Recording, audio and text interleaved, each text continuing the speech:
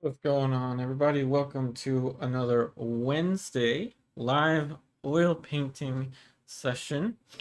So today we are going to be working on a oil primed, lead primed surface. Actually, this is a 8x10 lead primed Centurion Universal painting panel that I primed with with Michael Harding lead white ground a couple months ago. So this is going to be a very nice surface. Nice surface to work on.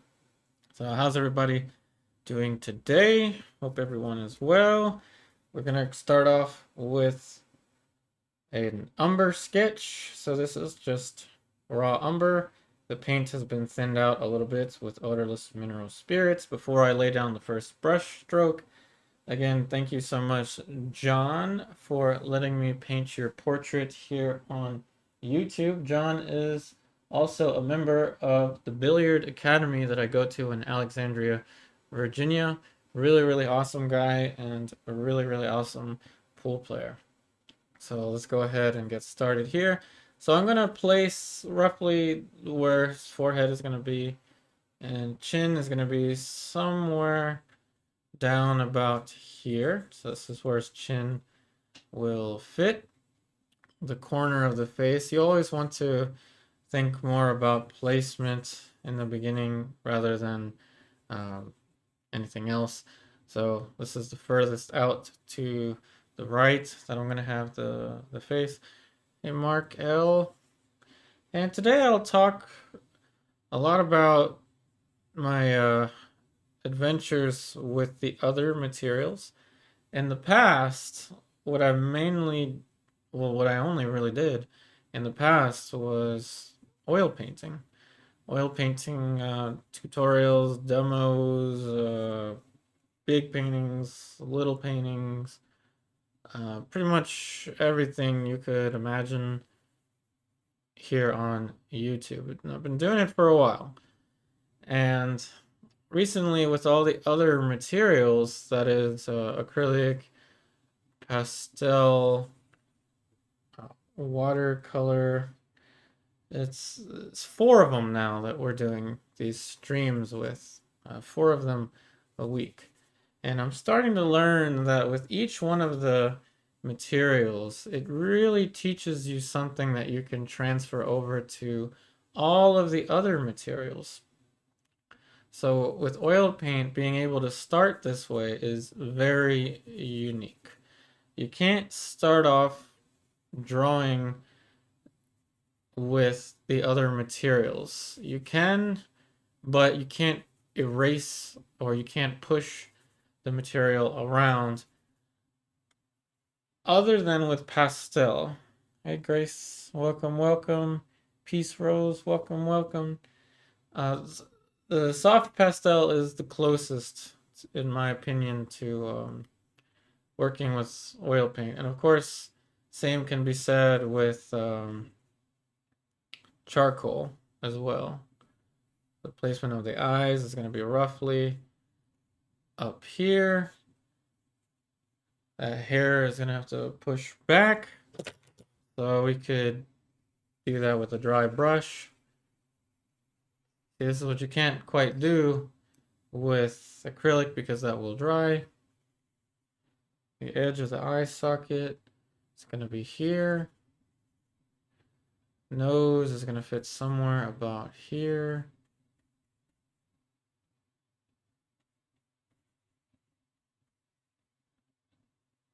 Mouth about here. We're looking at the placement of everything first before we get caught up in any kind of details.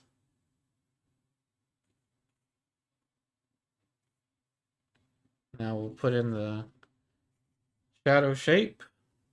Hey, Geety, welcome. Oh, thank you for that comment. Now we're going to thin out the paint a little bit more. Odorless mineral spirits. Again, it is a petroleum distillate. So if you have any problems with using, petroleum distillates in the air, which is what mineral spirits are, you could opt for water mixable oil paints, and we've done a lot of paintings with those in the past. You could use spike lavender. I myself use Gamsol, which is supposed to be a tad bit safer than the other ones. The last thing you ever want to do is try to save money on materials and go buy mineral spirits from, like Home Depot or something like that, because that's not artist's grade.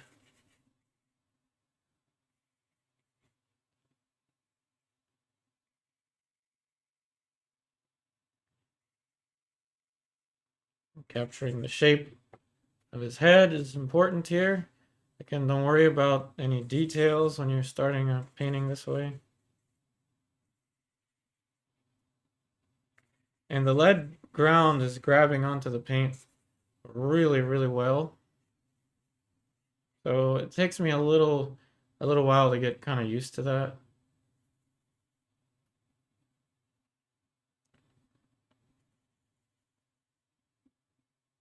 Concavity of the eye socket there. Now his head is in 3/4, so that would be somewhat the center line. 3/4 relative to us. Of course, the ear is going to have to raise a little bit. So we'll put this brush, the dry brush, in the mineral spirits. See how we can just move that. And to some extent, you can actually do that with watercolor. You can kind of push the shapes around with the water. On the corner of the eye socket there. Now the trick here with oil painting is that you don't want to use too much mineral spirits. Only use enough to get the paint to move for your drawing, and that's it. Too much mineral spirits will cause the paint, when it dries, it'll cause it to sink in, and that's not what you want. Facial hair.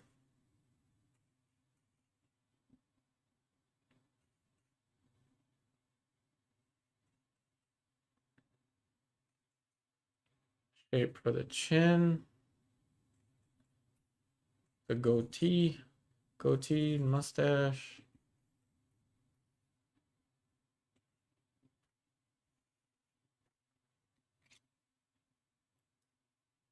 And again, the eraser brush you can use to just move shapes around. We don't really need much more than that. And this right here is all mineral spirits. I don't recommend running your hands across it, but it won't cause that much harm. So that's pretty good. That's the placement of the eyes, the nose, the mouth. We can roughly move some things around later on, such as the nose again. Where is the nose relative to the outside shape of the face? That's more important than how long that shadow is. All of that stuff is going to be corrected and adjusted. So what I like to do is the brush that I used for the eraser brush, I'll just go ahead and start mixing some skin tone with it. So we're going to use, this is orange ochre, sap green. I'm using sap green now instead of terre verte. I'm going to mix a basic skin tone. So this is just terre verte. Not terre verte, I'm going to keep confusing them. This is sap green and orange ochre, which is basically a burnt sienna type color. So just test a little section on the painting. This is pretty good. So that's good enough just to cover.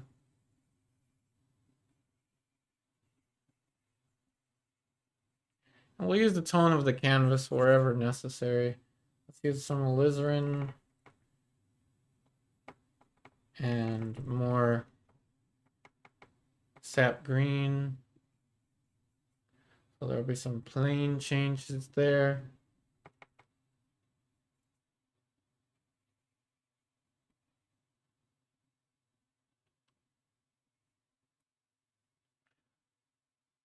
So remember, any questions that you have, please feel free to ask.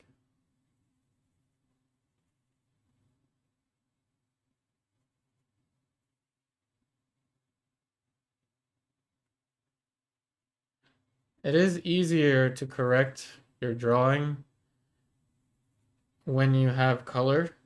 It's easier to see, is what I mean. It's easier to see any kind of drawing mistakes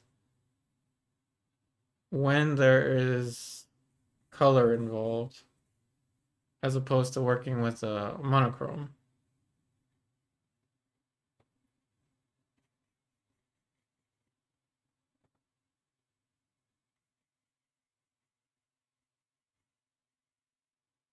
Real simple planes here.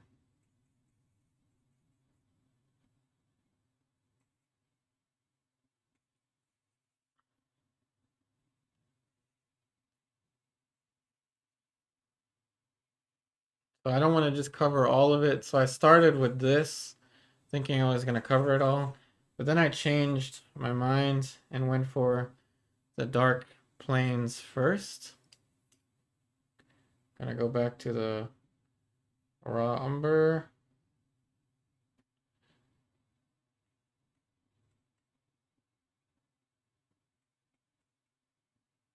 And we're gonna guesstimate where the eye is gonna fit. So about there for that eye. About here for this one. His eyebrows are a little bit higher up,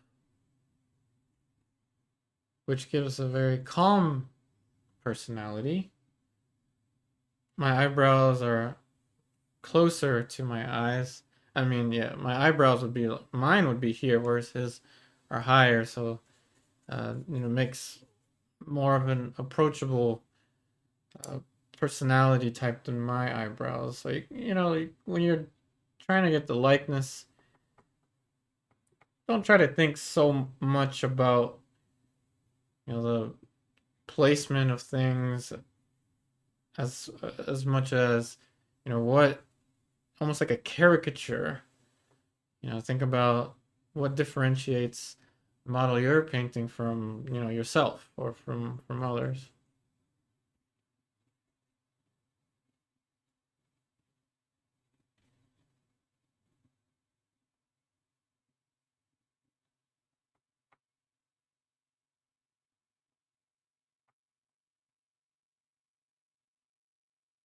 So I'm gonna have three brushes here, again, different from, say, something like watercolor.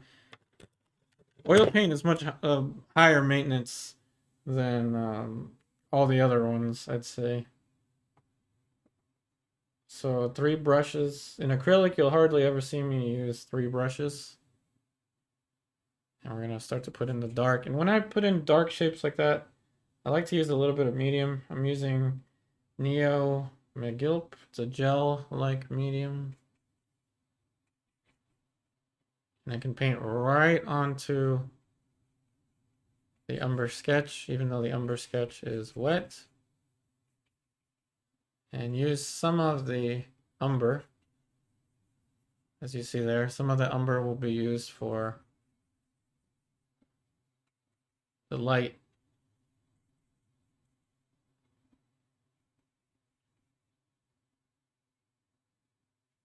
Ear back there.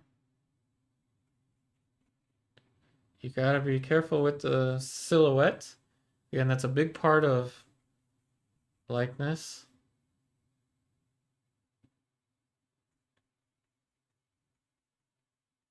Again, this handle's somewhat closer to soft pastel.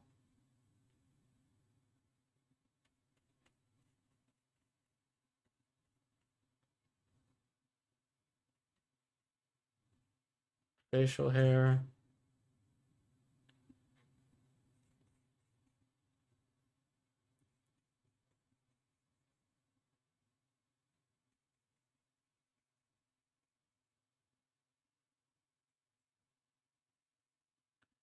Less pressure. Actually, let's change the color a little bit.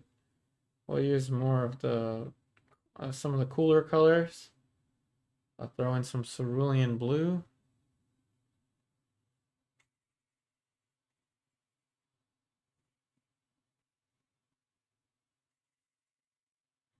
For the cast shadow. A little bit of yellow ochre. Cast shadow on the neck. Up here is the form shadow.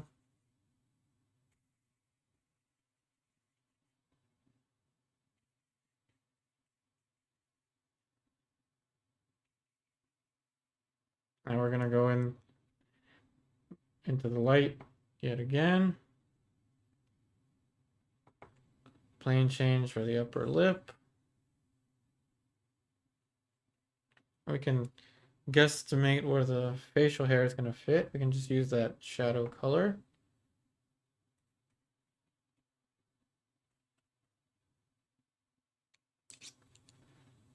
I'm going to go back to the lighter colors. So we're going to go with yellow and red, which makes an orange.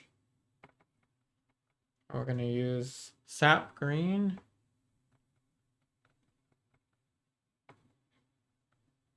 Tad bit of titanium white. Just for a lighter color. And we're going to use this to fill out the rest of the light, leaving some, not much, but some of the tone of the canvas.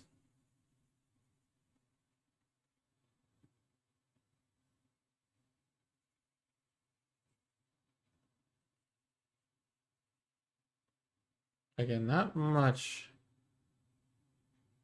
will be left of the tone of the canvas. Now, I would never do that with watercolor, because you have to preserve the light for watercolor. But you don't have to preserve anything with oil paint. Oil paint is much more forgiving than all the other materials. So using the other materials will make you much sharper in your oil painting.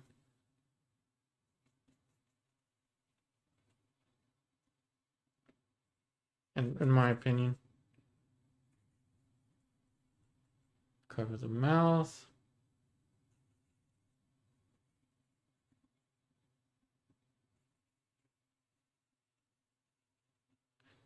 And we'll be able to add all of the structures of the face, the planes, the subtleties, the impossible subtleties, all the fine finishing stuff.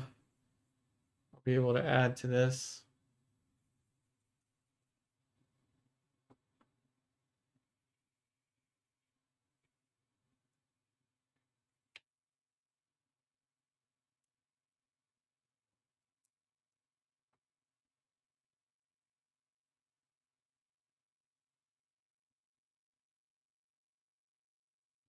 Upper lip.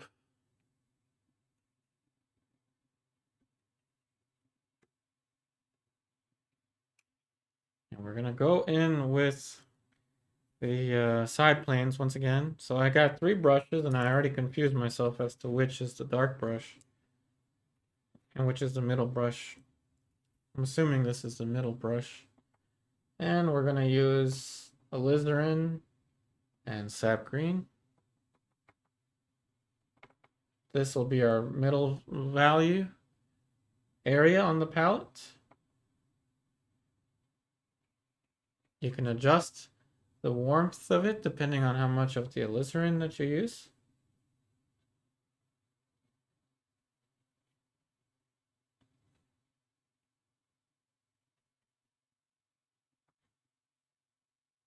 AK Art, thank you. We're just getting started. Thank you. Now here we can add some planes as we start to round out the side of the forehead.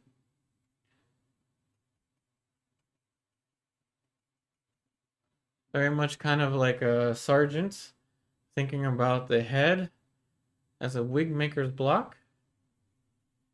We can drag the paint across towards the maxilla.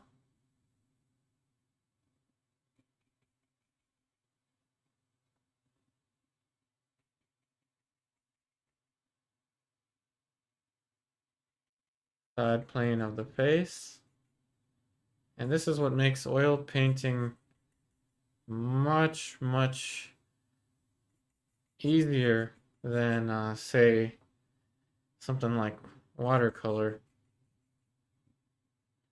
To me, easier to me. But someone that has done, mostly watercolor all their lives will think the opposite. Will think that, well, I find that watercolor is easier. Someone may think that, and that's, based on your experience. Now we can add some of the lighter facing planes.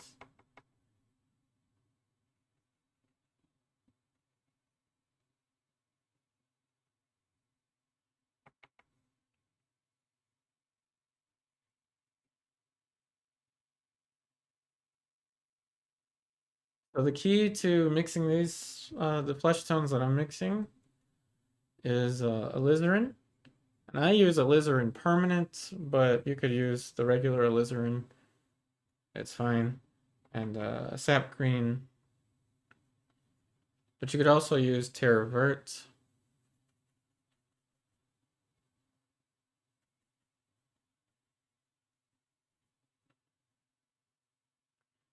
You can very clearly see the planes of the face start to develop as it starts to take form, switching right to the dark brush. I think this was the middle brush. Oops. Nostril there. So accent there for that eye.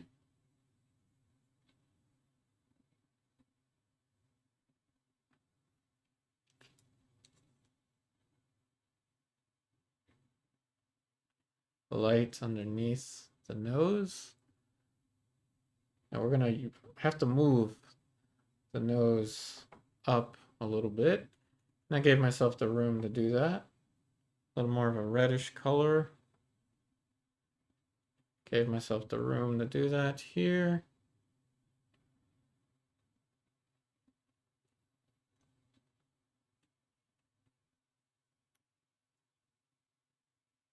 Again, the facial hair.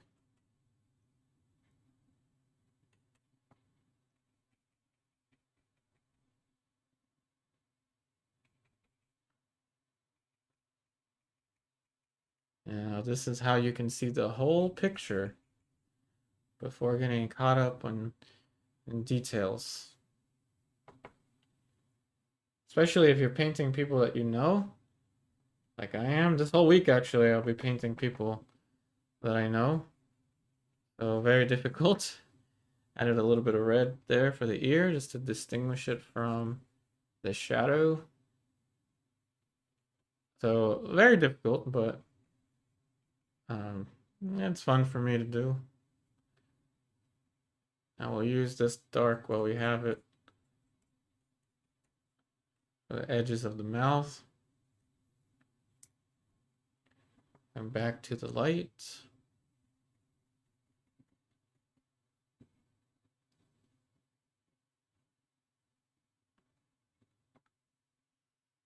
This will start to give us the light on the upper eyelid.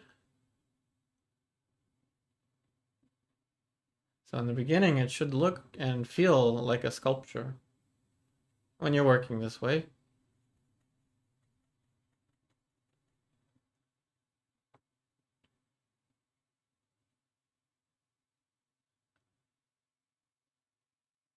Look and feel more like a sculpture. A little bit of red.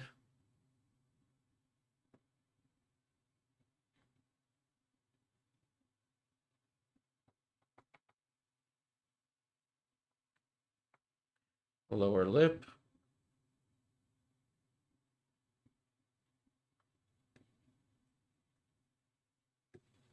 Light for the lower lip. Working general, too specific. See how this is one giant block? Alright, back to the dark. Yeah, this is what makes oil paint a little bit higher maintenance than than the other materials.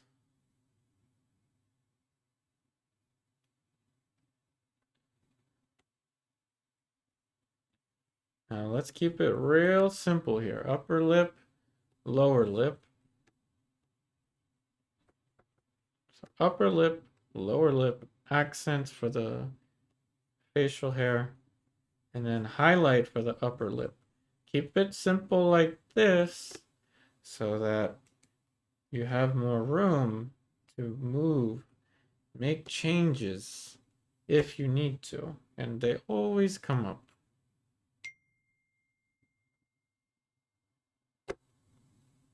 So the upper lip. So give yourself the room to make changes if you need to make any changes.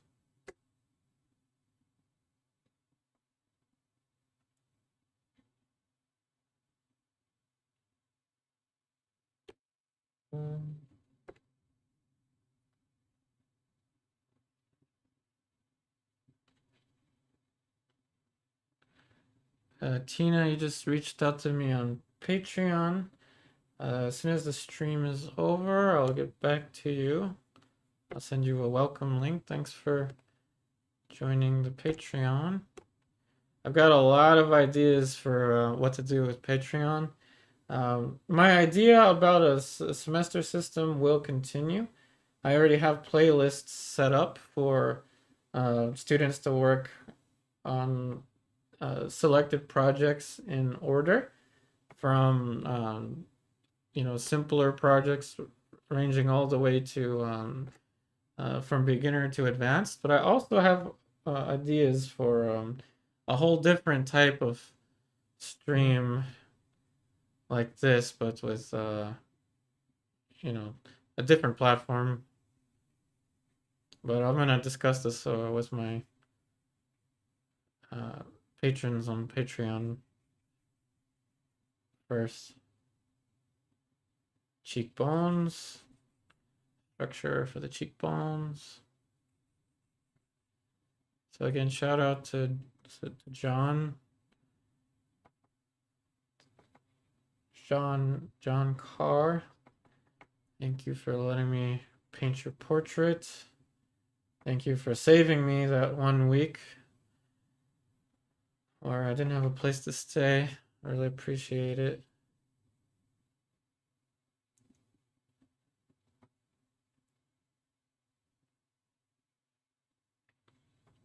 Wing of the nose. Again, just keeping all these planes real simple.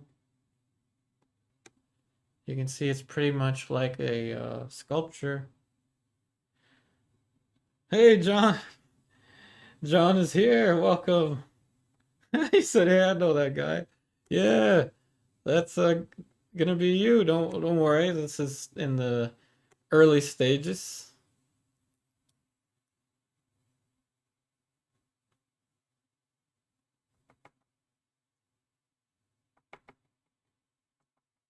Thanks for joining the stream.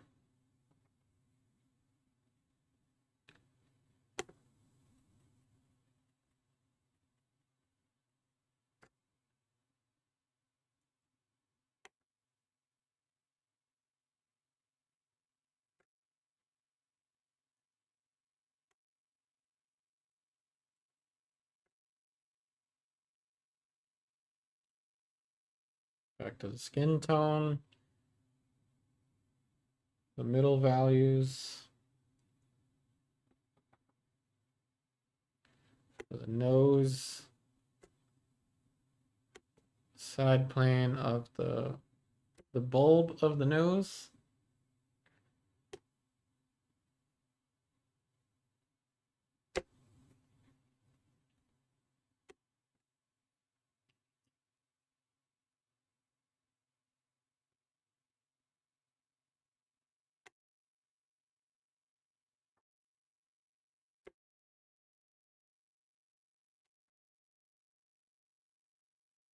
So you can see how it's starting to take form, just like a sculpture. So upper lip, highlight of the upper lip, lower lip, accent, and we're gonna have an accent between ellipse here. And think of these as planes and structures. You know, I'm using words like the anatomy of the face, but try as much as you can to not think that way. Think about it as a still life, so that in your mind you don't get too caught up with things like the likeness and stuff like that. Let the likeness develop.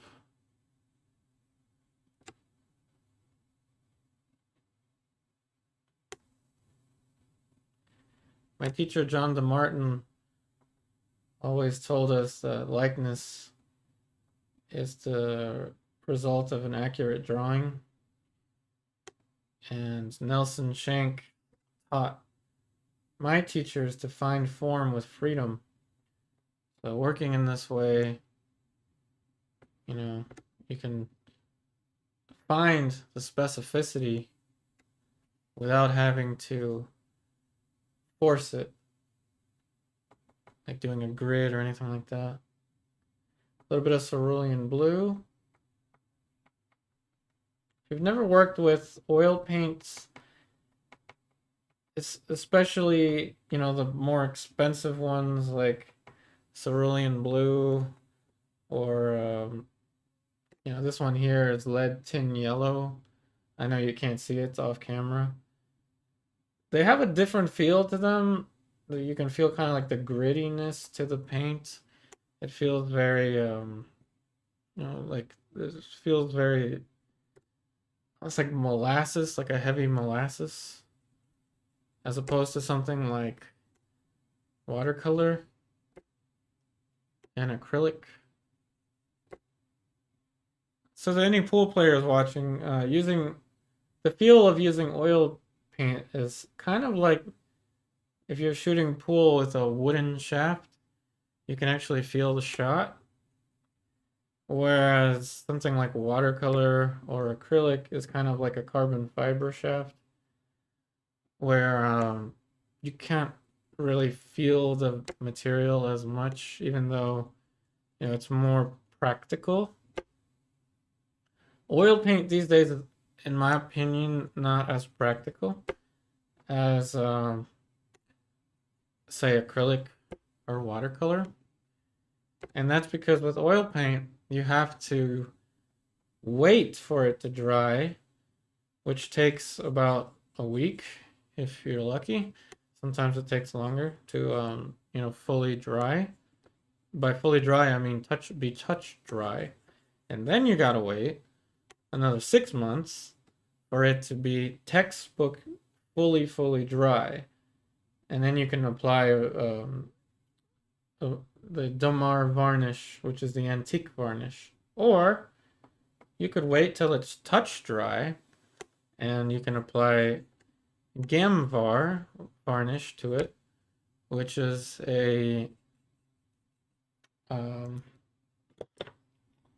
it's a varnish that you can apply while your painting is in between dry.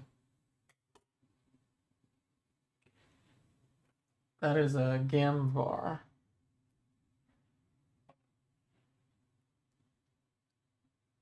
So that makes oil painting a little less practical, especially if you're trying to knock out, paintings to sell. If you're trying to do commissioned paintings and you need the paintings to be, delivery ready in a week or less, then acrylic would be better for that. However, oil painting has a rich history to it, unlike any of the other materials, that makes it more attractive to certain galleries. Though I will say that with all my experience with acrylic, pastel, with watercolor, I'm going to be very honest about what I think in terms of galleries. But from certain galleries that I've heard of throughout the years, they tend to charge more for oil paintings than they do for acrylic or watercolor. And to me, that's just messed up.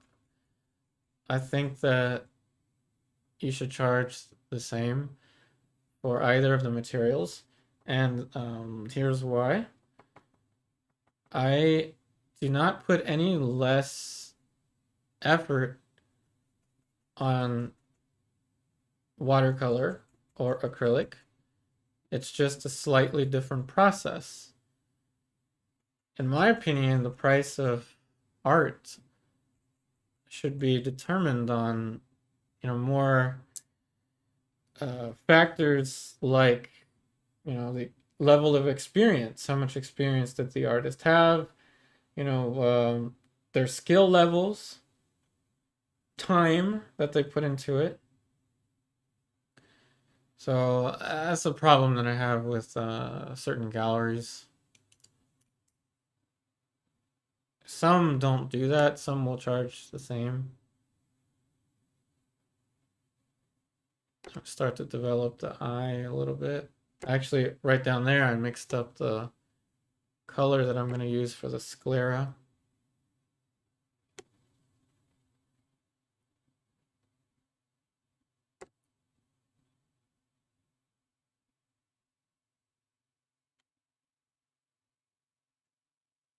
Hey, Hansel Dog, welcome, welcome.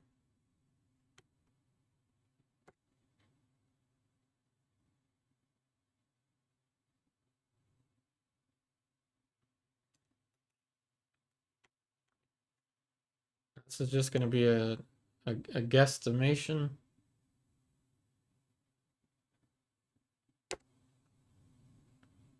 For the sclera. What you do to one side, you want to do to the other.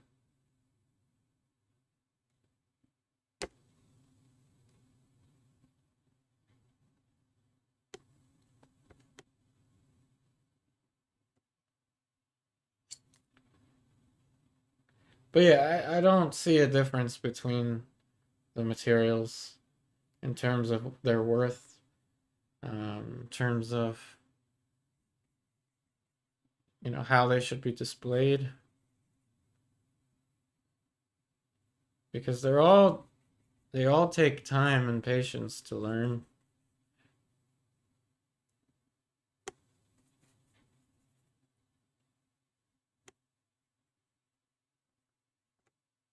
Oil paint, of course, just has that history to it.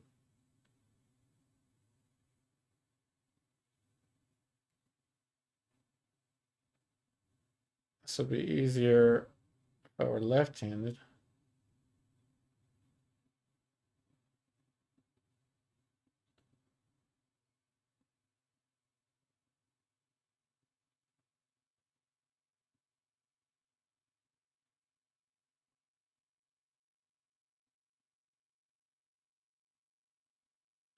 More alizarin.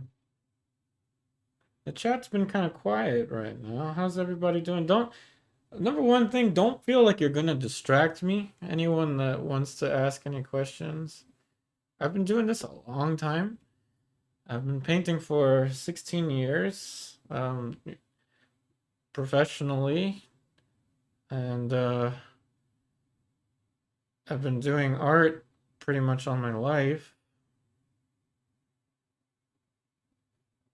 I've been doing live streams for a while. I've started in 2020, I think was my first live stream. But I've been a content creator since 2017. So you won't distract me. I welcome all questions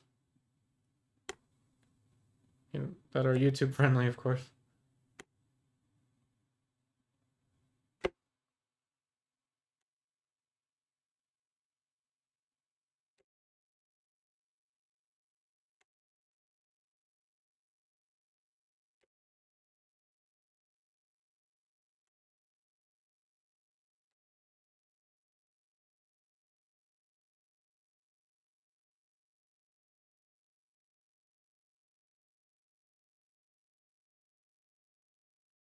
And before I get into any kind of subtleties on the face, I will put in the background.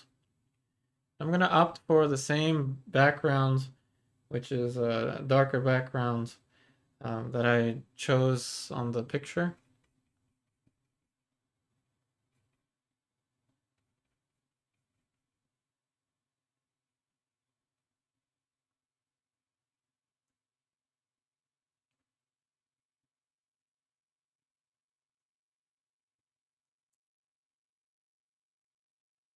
We're going to add some cooler colors. Thanks, Grace, for that comment. It's not magic, or is it?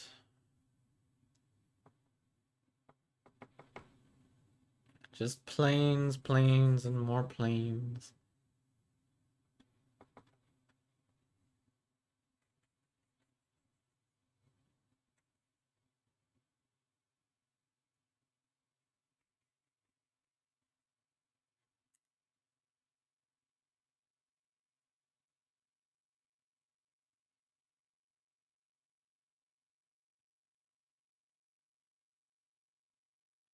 Planes, planes, and more planes.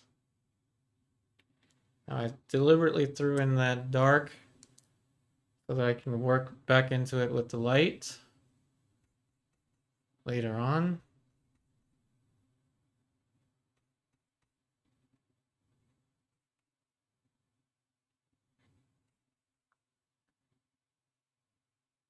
Now for this dark to work, this has to be slightly lighter.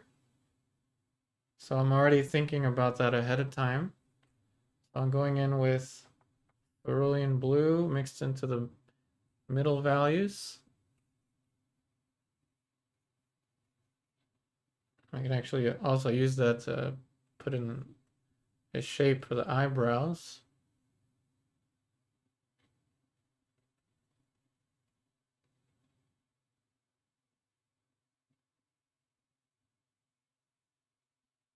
Now it's my hope is that I'll be the grand unification of all these materials that I'm showing you here on YouTube. And I wouldn't have been able to do it without all the years of experience with oil paint and my teachers, everything that they showed me. And I really want you to know that the fundamentals are universal. Big shapes into little shapes.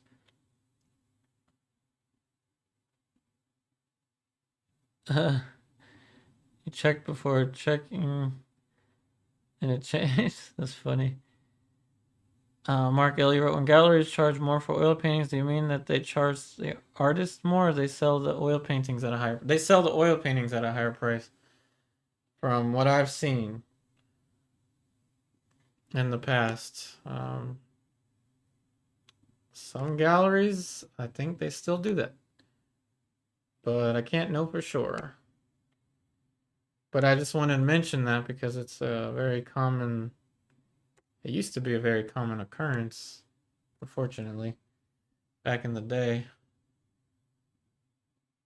I can say back in the day now because I'm 33. So I could say back in the day. But I know that's still really young.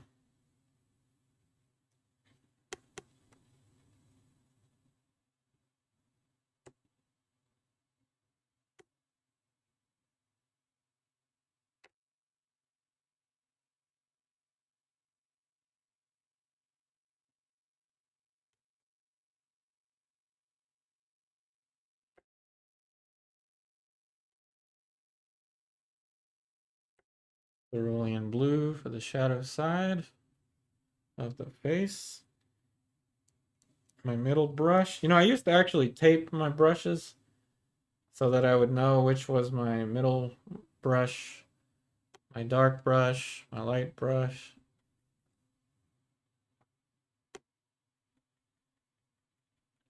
Another thing, and that makes oil paint so high maintenance, is that the brushes do matter. And I'm not saying they don't matter with the other materials, but they're not as critical, I'll say, as it is with oil paint. Now, and this is because, and this might be a reason why some galleries will charge more for it, simply because the material is more expensive.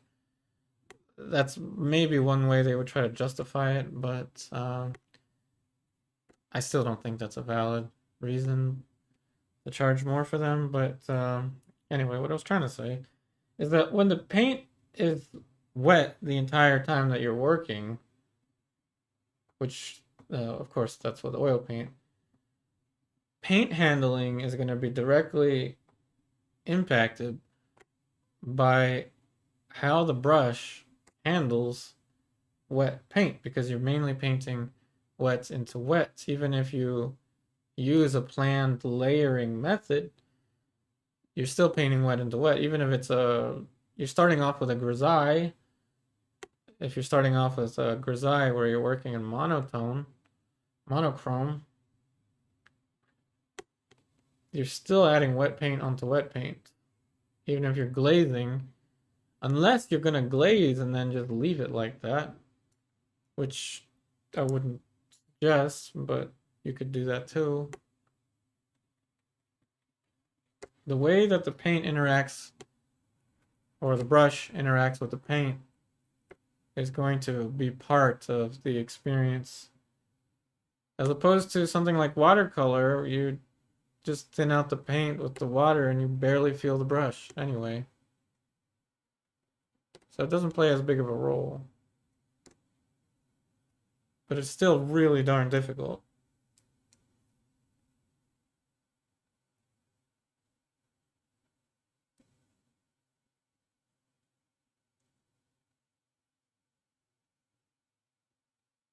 Okay, so now we're gonna go and readdress the darks once more.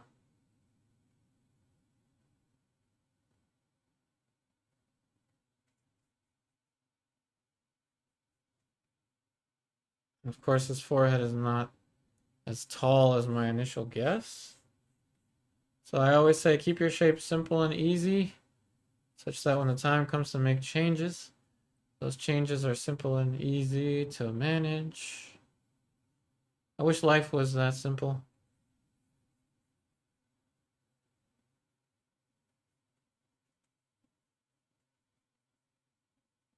Like Bob Ross said when he was painting, he said that painting is the only thing in life that he has control over. He said when he goes home, the only thing he has control over is taking out the garbage. That's what Bob Ross used to say.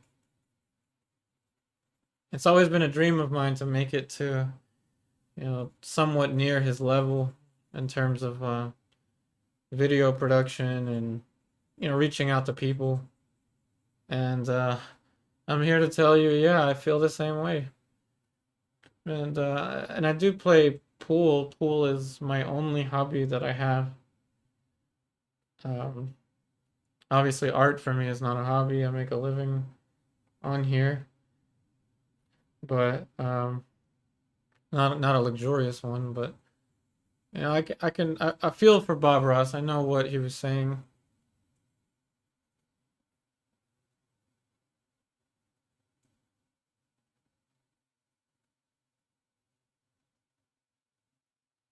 Throw in a little bit of blue. I tend to be using a lot of cerulean blue today. Today is a cerulean blue kind of day.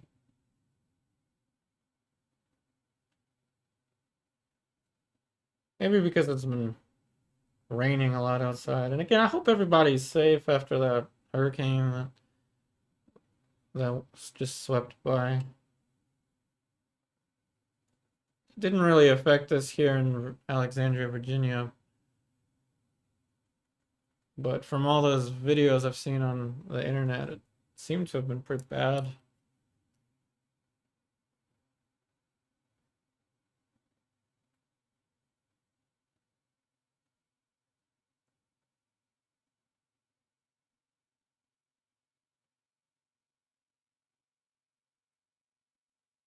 Okay, so we're a little ahead of schedule right now. So let's go ahead and just add the dark for the background. I'm gonna go with a cooler value. So I'm gonna go with ultramarine, alizarin. I'm gonna thin out the paint with Neo McGilp.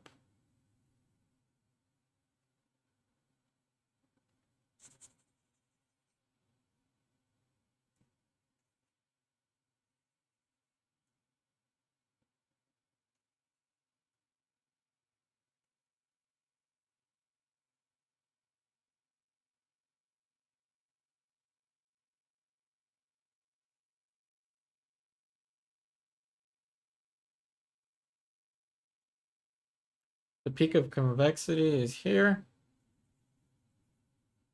roughly about there.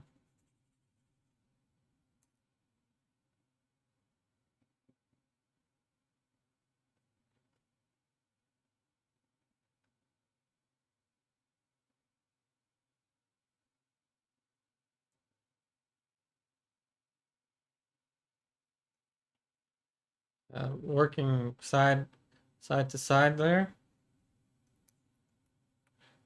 Remember, the more information you add, the easier it is to see any drawing corrections or simply just what to do next. Yes, Peace Road, I did tone my canvas ahead of time. This is a lead primed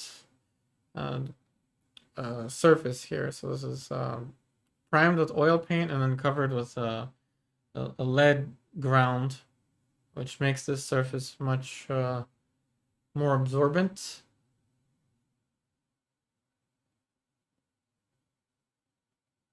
And I just did that a while ago just because I had the lead primer and I just felt like it. Which you don't want to do that if you're going to be working with, say like water mixable.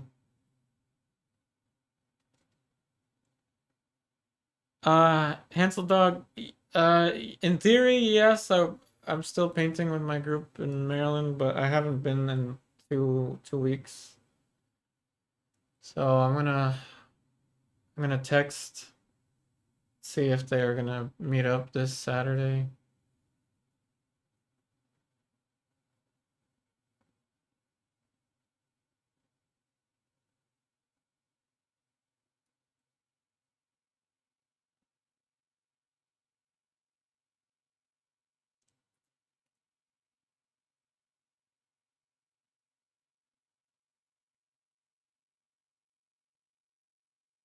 I'm working side to side. Now we're starting to add some subtleties, a tad bit ahead of schedule. But as these streams have gone by, I've gotten a little bit faster with my decision making. And I attribute that to the other materials. We're going to use a little bit of the Rembrandt trickery. That is, we're going to make the background slightly lighter across from the shadow.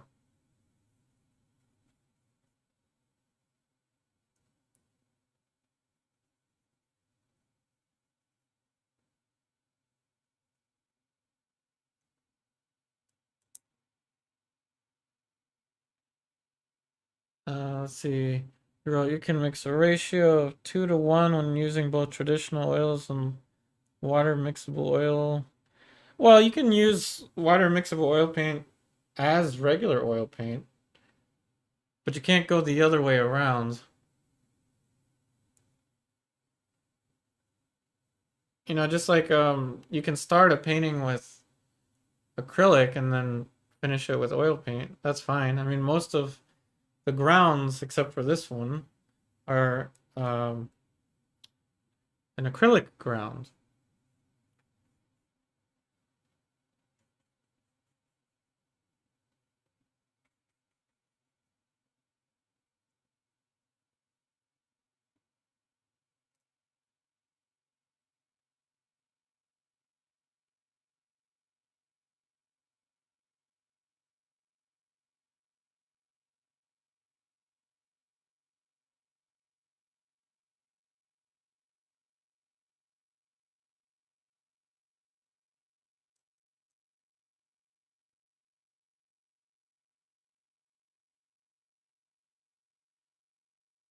I personally will probably do paintings that I'm going to sell. I'll probably do with watercolor and acrylic more so than I'll do with oil paint. But I'll use oil paint for like super finished studio works. And of course, we'll keep doing these oil paintings on YouTube.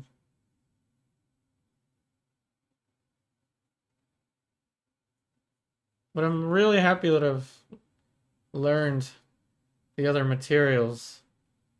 Is it just it's kind of like learning another language in a way that it helps broaden your horizons.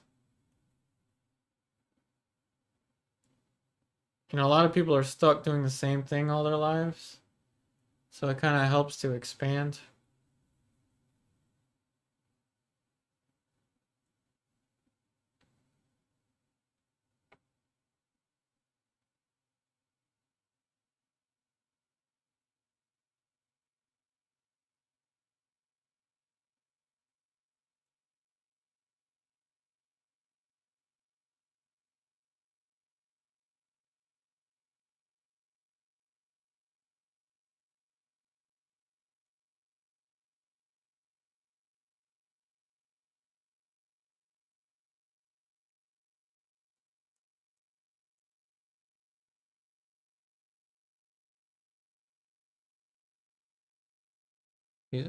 Piece you use water mixable oils only.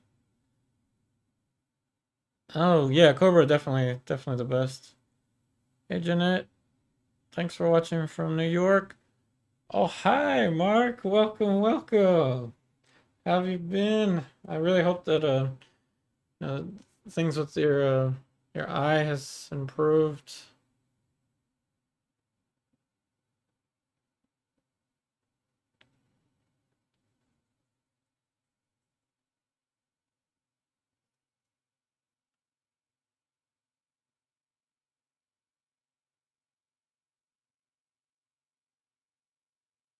So we got about 2 minutes before the break.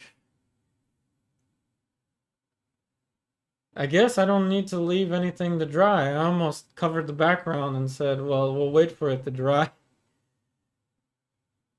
while we take a break, but we don't have to do that.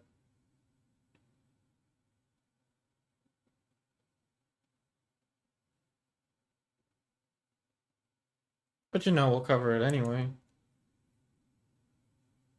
Now again, I've been using it as a gauge for my planes.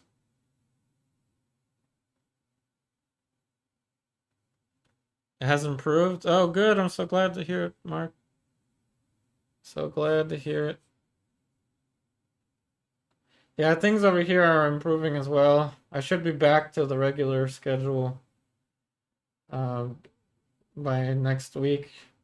This week has been kind of a little tough, but yeah, luckily I convinced the wife to renew, so I'm gonna have a whole another year here to do these streams, to do these paintings.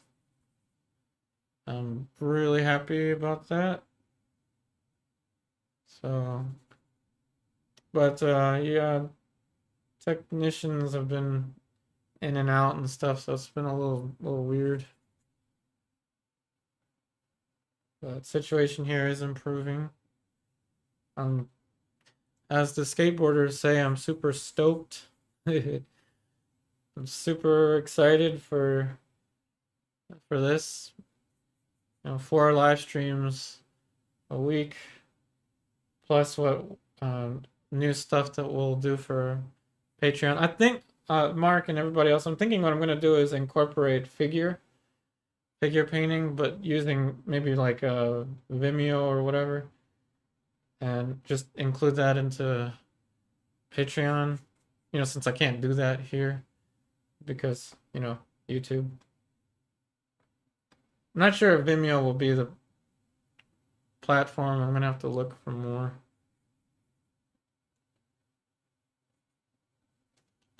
You're welcome anytime, Mark, no matter what.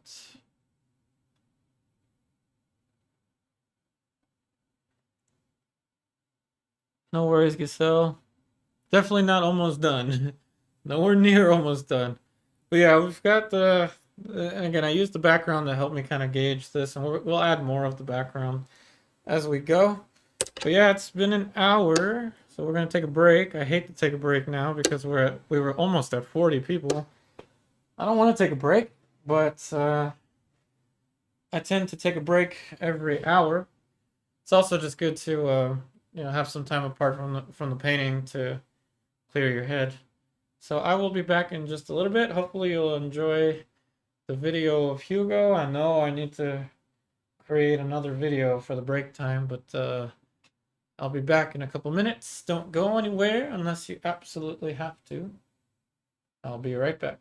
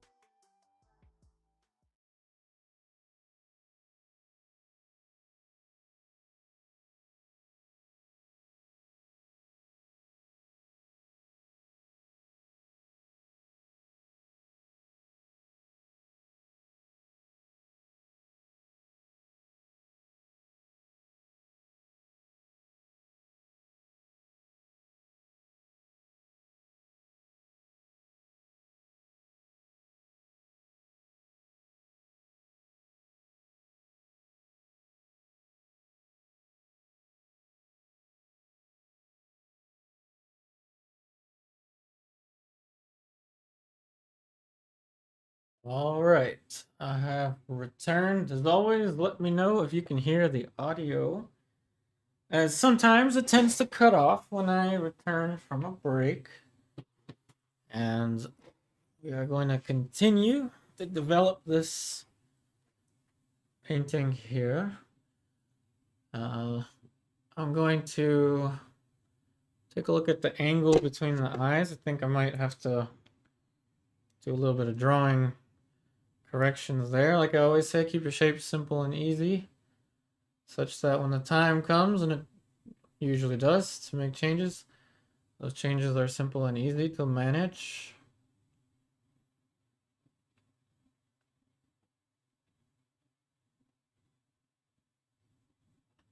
So this eye needs to lower a little bit.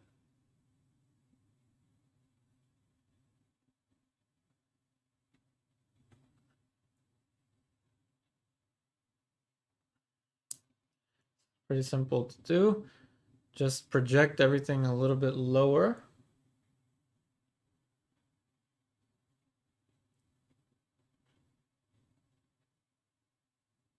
Oh, good. The audio is working. That's good. Thank you. Thank you.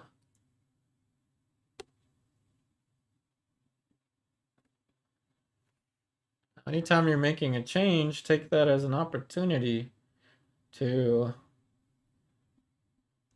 add more specificity into the painting as you go.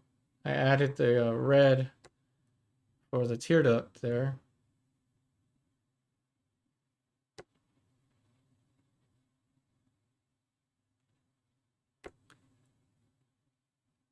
I will switch to the sable, because as you see, that brush stroke is a little too thick.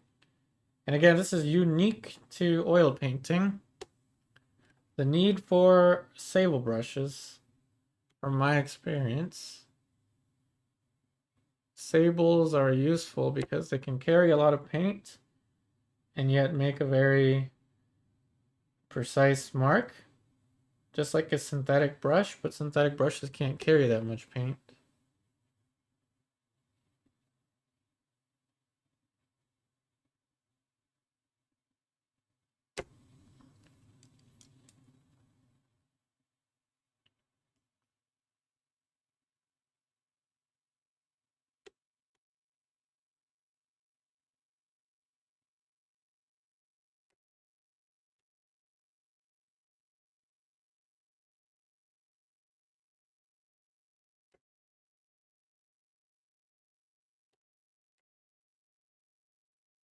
This brush is way too thick for what I'm doing, but I'm going to try to use it anyway.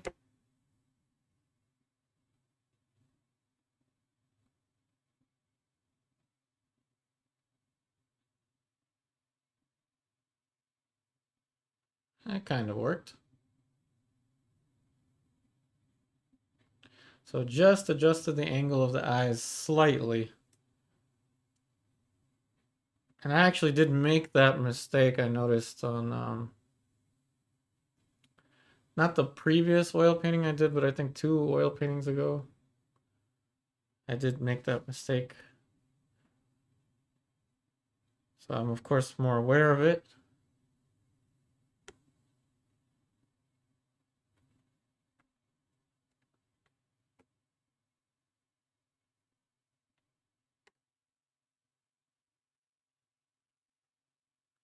But one way to find alignment mistakes is to look at the painting in a mirror.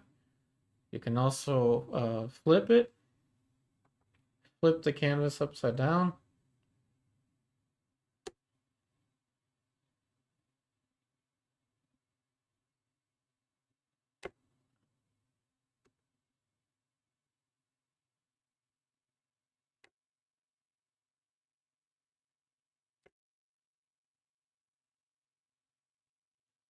Now we'll use the sable brush for a lot of things.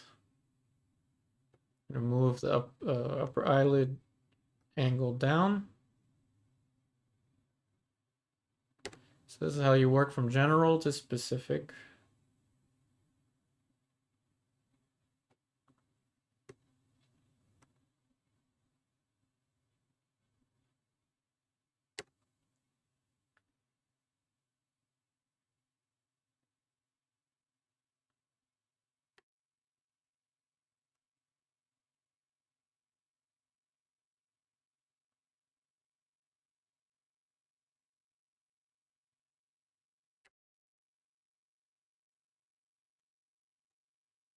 So it has to lower a tad bit more. All right, so chat's been kind of quiet, so let's start off with some questions here. Simple ones. Question for everyone. What if you were given the chance to eat any meal that you wanted, any restaurant for free, what would you, where would you go? What would you eat? Last time I asked you what your favorite pizza was. This one's a little bit more general. If I could eat any, from any restaurant I wanted to, any meal, I'd probably go with sushi. Sushi from a place in Maryland called Sushi Tendu. But it's pretty expensive.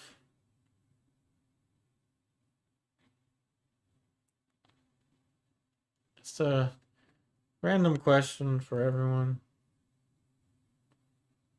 Of course, feel free to ask any art-related questions too.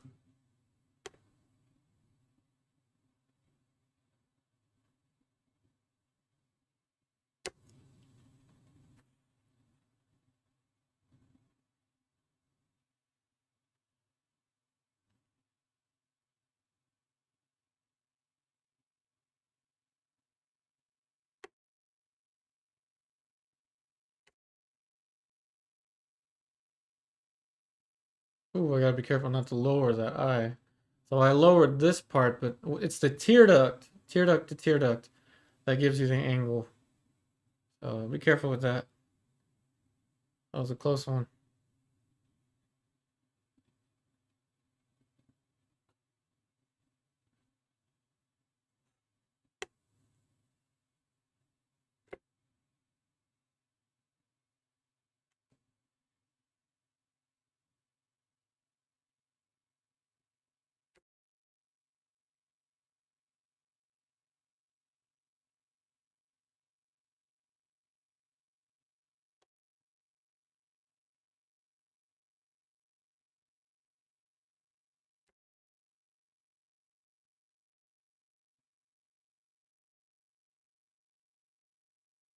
A bit of green,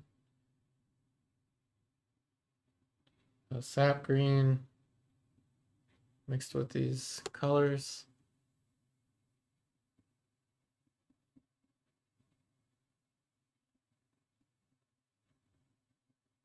That's directly wet into wet painting.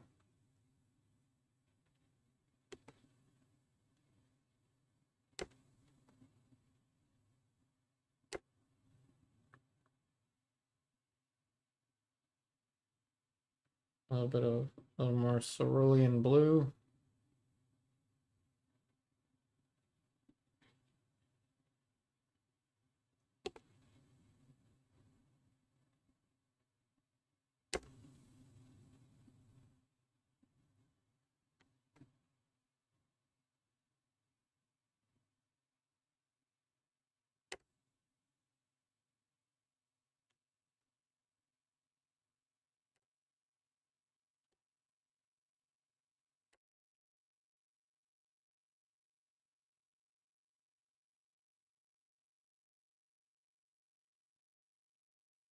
Hansel dog, your favorite is pork with mashed potatoes and green beans from Kansas.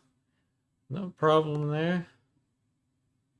You know what? Maybe I should change my answer. If I could eat anything, I'd probably get A5 Japanese Wagyu. A5 Japanese Wagyu. Yeah, that would be. And sushi. Might as well also have sushi with it. A5 Japanese Wagyu. Seems that both of my choices are Japanese. And so is my dog, my Shiba, is Japanese. Interesting. I never thought about that.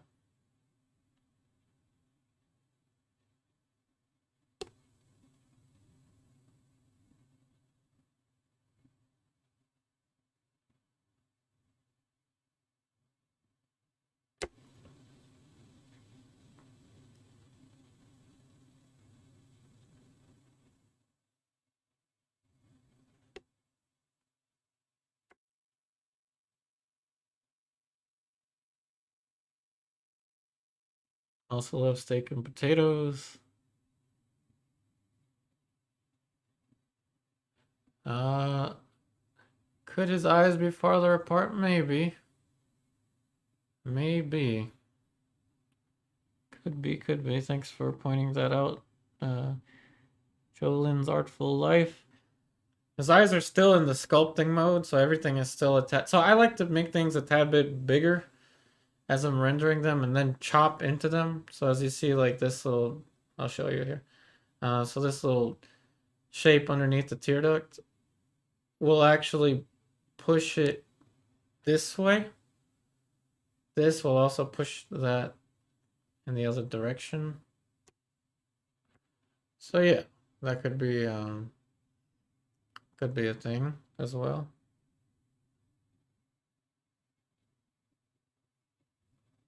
Thanks for pointing that out.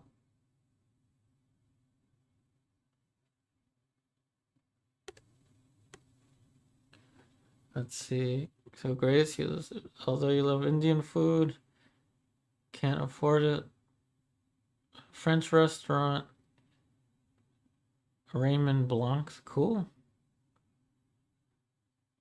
Sounds fancy. Giselle, you love all food from Puerto Rico. Nice. Even better if you can stay over and enjoy the breakfast too. Awesome. Oh, hey, Jaws 8TAK. Welcome, welcome.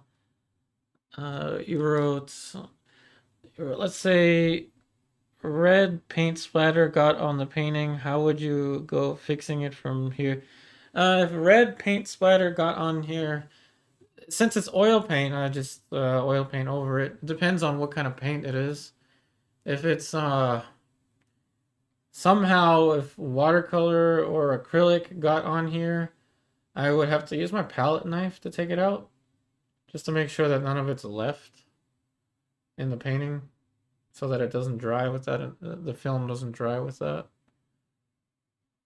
Um, but if it's just oil paint, like a red splatter, that's a very specific question. That must have happened to you just now, or something like that. I like the question.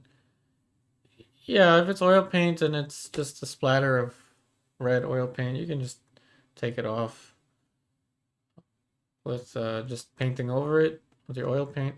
If it's another material like watercolor or acrylic, then you're gonna have to use a palette knife to take it out. I appreciate the questions.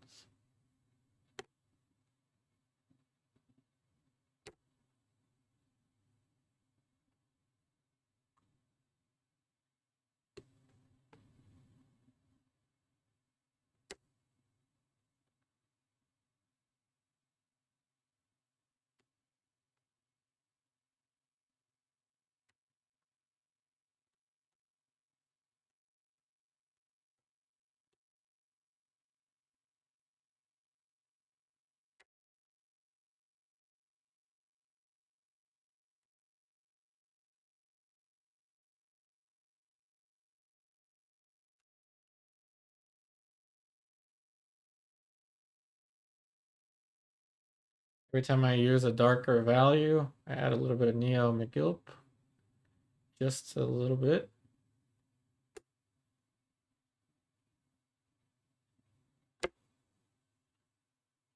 Again, this is one of those awkward angles.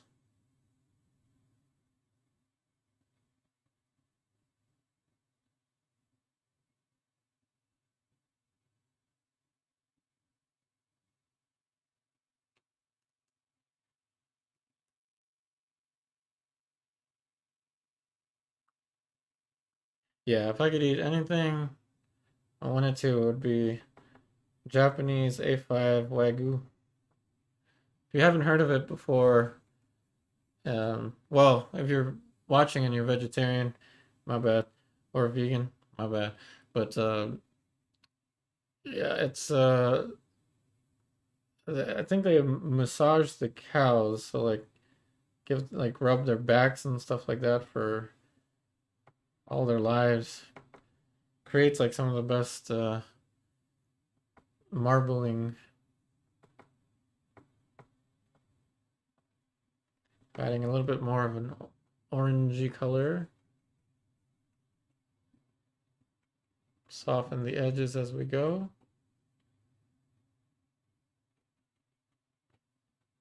Cadmium yellow, cadmium red.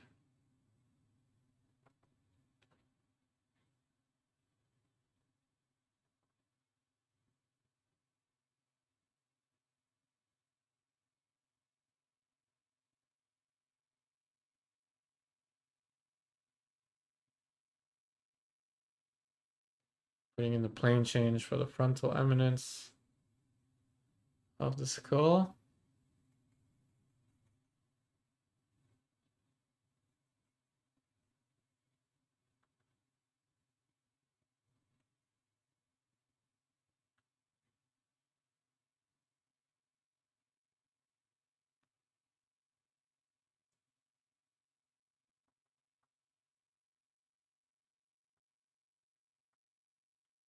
Slightly cooler red color.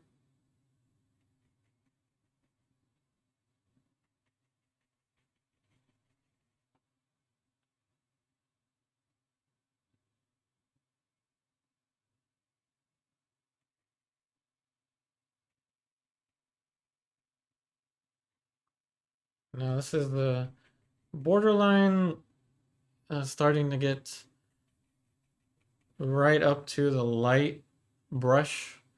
So I'm gonna transition in a little bit over to the light brush. Whoa, almost dropped the mic. Don't drop the mic. You choose a juicy ribeye. Yeah. Yeah, the Japanese A5 Wagyu ribeye. Yeah, that would be, man, that would be something. I tend to always talk about food for some reason. I guess this is usually before dinner time for me.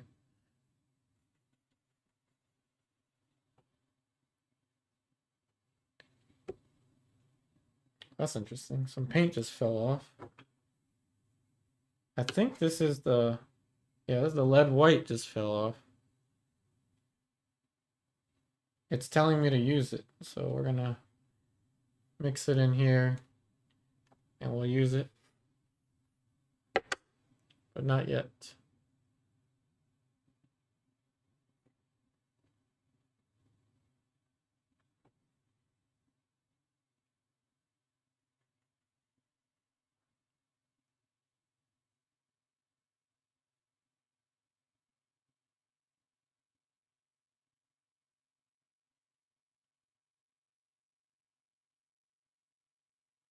And feel free to write in the comments as well if you're watching this as a pre-recorded after the stream had ended. Remember, these are long format videos, so feel free to pop in and out whenever you can. Treat this more like a podcast. It's a painting podcast type setup.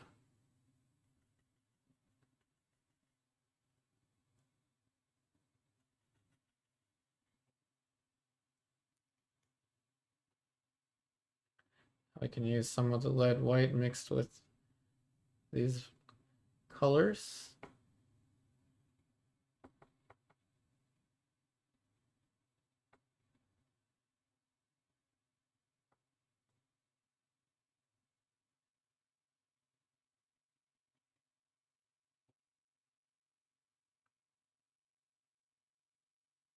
Lead white has this property of which it allows you to use more of it without raising the value, which allows you to have a thicker consistency of paint. It also helps you to have more control in the middle values, like these, but you don't really need it. It's not a necessity to have as an oil painter.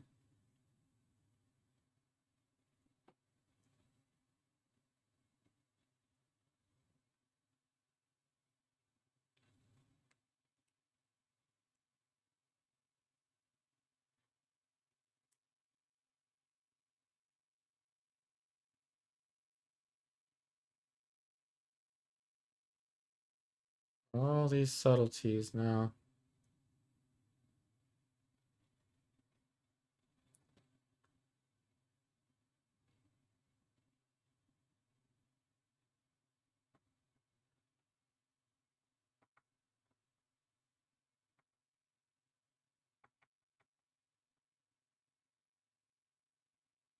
Now here's another question I'll ask everyone. This is kind of a different one. If you could own any painting but never be able to sell it, if you could own any painting you want but never be able to sell it, what painting would you own? I added that extra part because I know someone is gonna say the most expensive painting in the world and then say that they would sell it. That's not the point. If you could own any painting, and reasons being would be more to study it or to just have it, what painting would you own? For me, that's a tough one. I think I'd probably choose. Uh, that's a tough one, actually. I answered a question I don't even know I asked a question I don't even know if I can answer.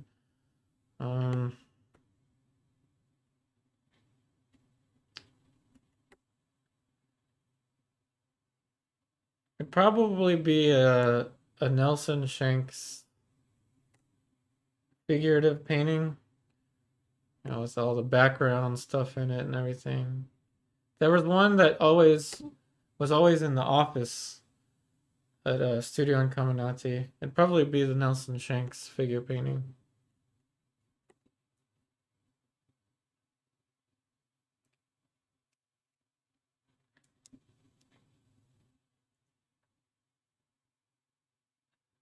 Starry Night, Cassell, that's a good one.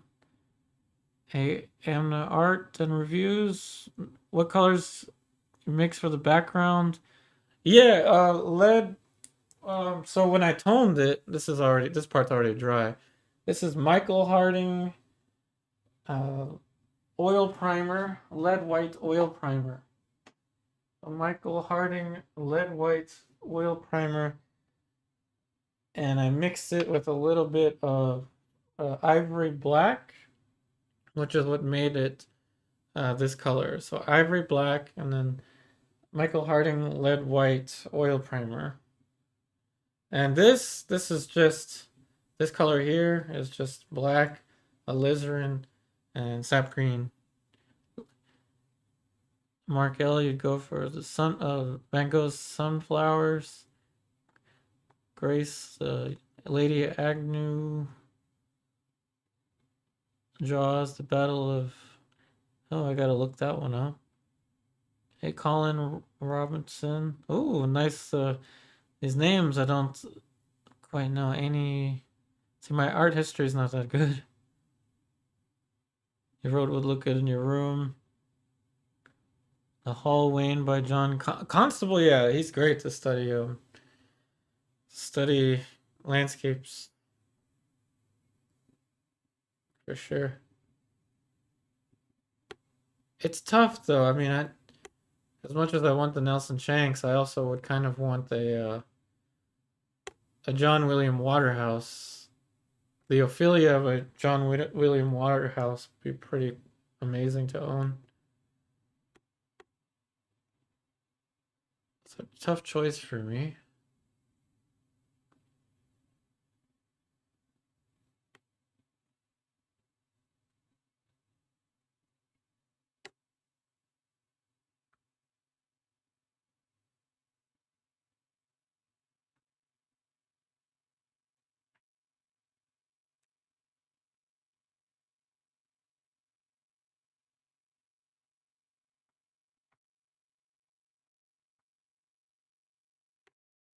Now, obviously, if we could own any painting,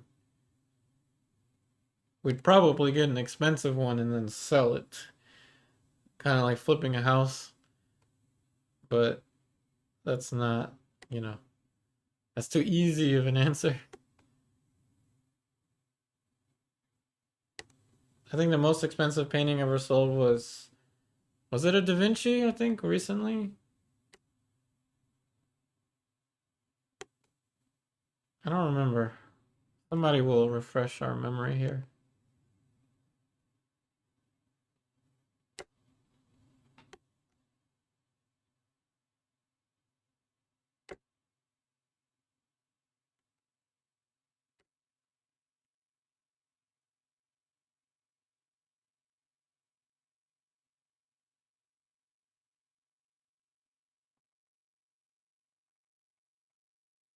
We can add a little bit of trivia here, and I'll let you correct the trivia. That would be kind of fun. You tell you a background color choice could pull a subject forward or throw tones reflected on the skin. Oh yeah, definitely. That's why I used this for this. Didn't quite cover everything in the background yet, but I will. See from Jaw. Ooh, almost dropped the mic again. If you could meet any artist, oh yeah, I would probably meet Rembrandt. I've thought about that one a lot. I already met Nelson, so I mean, I would definitely like to hang out with him again, but unfortunately he passed away in 2015. But yeah, it'd probably be Rembrandt. Yeah, if you could meet any artist, living or dead, who would you meet? Question for everybody.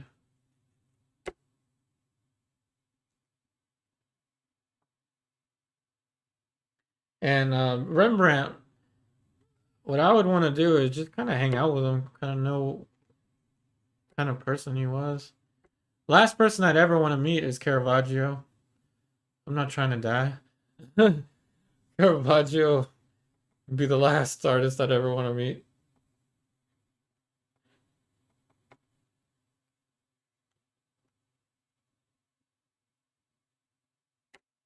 Don't have Caravaggio anywhere near me with a palette knife. I'd probably not survive to tell the tale.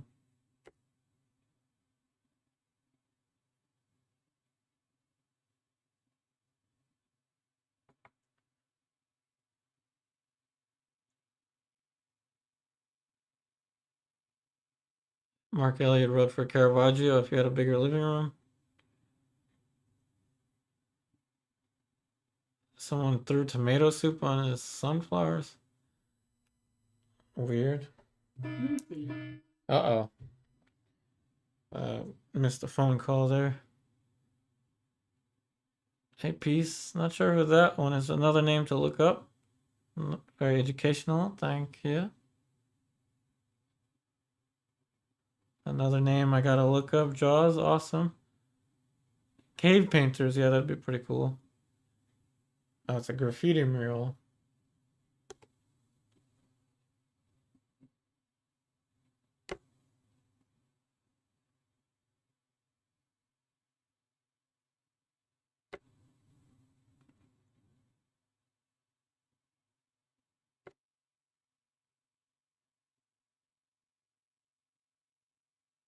And as you continue to add more layers, the lead primed surface really starts to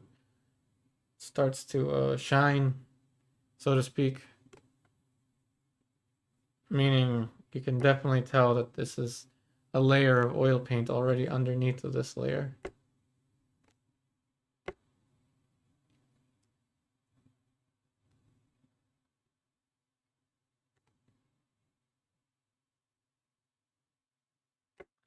So let's play a game, everyone. You want to play a game? Alright, so let's play a game. We'll call this trivia. And some of you will be able to answer first. If you answer first, you win a point.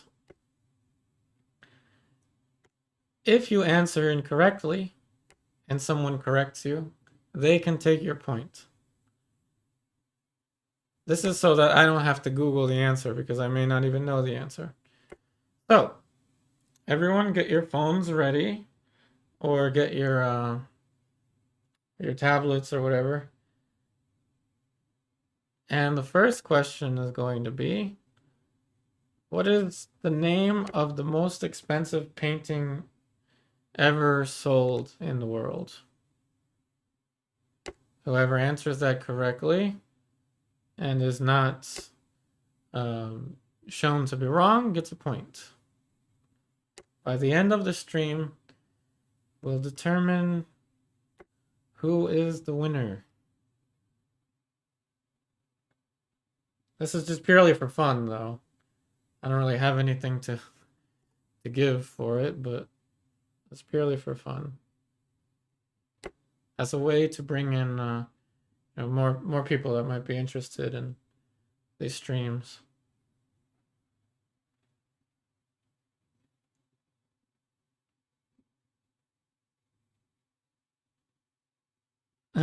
Jaws, you wrote too many best. Where did you have this reference standing? At the Billiard Academy. I turned off one of the lights to isolate a single light source. Of course, you can see there's some reflected blue in the shadow there, although it may not be as prominent.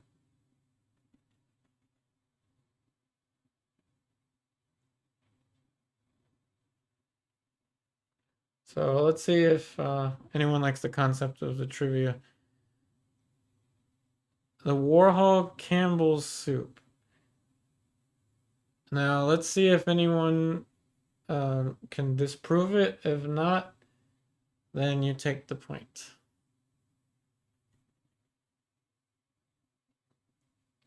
I think it was a Da Vinci though, wasn't it? That, I don't know the name of it. So obviously I'm not part of the trivia, but I thought it was a Da Vinci.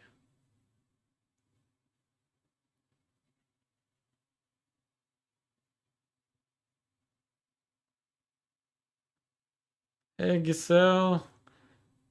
Hey David Rodriguez, welcome, welcome. I think that's the one. Sounds familiar. Salvador the Mundi Da Vinci. I think that's the one. So if that is the case, then Giselle takes the first point. Anyone feel free to disprove. Say a painting sold for more like just an hour ago. That's a possibility. Okay, so I'm assuming that's the right answer. So now we'll ask another trivia question and see who will be the first to answer it. And something out. Let's see. Something I'd be curious about. This might be. I don't want to ask anything that's going to be take up too much research. Huh. What was the name of Rembrandt's first wife? What was the name of Rembrandt's first wife?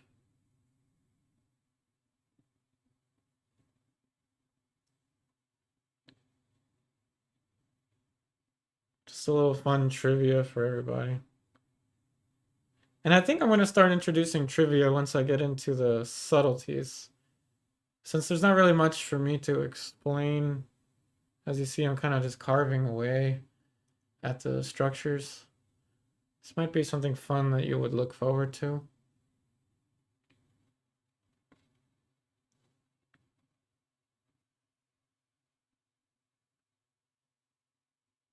Most expensive is one that George Bush sold. I don't know if that one's more than the Da Vinci. It might be. It might be. So that's something that that y'all are gonna have to, figure out, because I'm not part of the trivia. Just fun. Just fun. Mark L. Mrs. Rembrandt. Awesome. Quiz question. What was the first portrait used for? I don't even know. I think it was a grave. Wasn't it for a grave? Yeah, what was the first? That could be the next one. What was the first portrait used for? Although you might know the answer.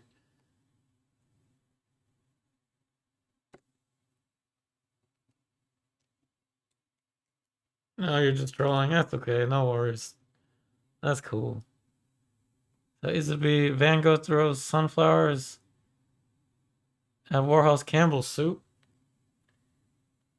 Does anyone remember the epic rap battles of all time that used to come on like the mid 2000s? Could picture Andy Warhol versus Van Gogh. All out duel. Paint to the death.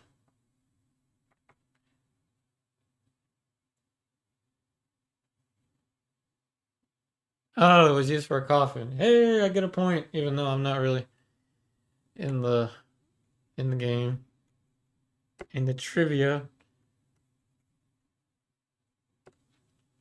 Okay, here's another one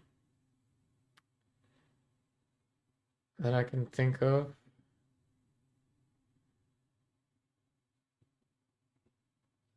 What pigment is derived from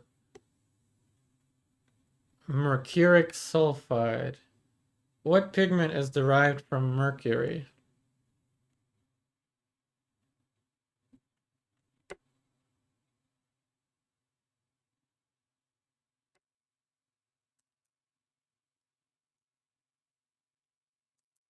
Trivia question. Let's see who gets it first. Celebrity deathmatch, yeah. Hey, art. Do you like layers?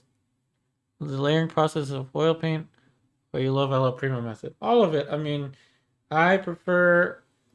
These days I kind of prefer alla prima, just because I like the spontaneity of it all. But I like all of it. But I think my favorite is alla prima, which is what we're doing today.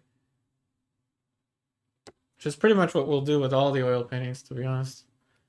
And if you want me to do a layered one, it would be kind of difficult because the paint doesn't dry.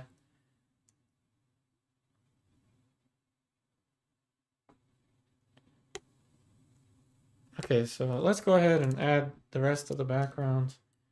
So I used black, alizarin,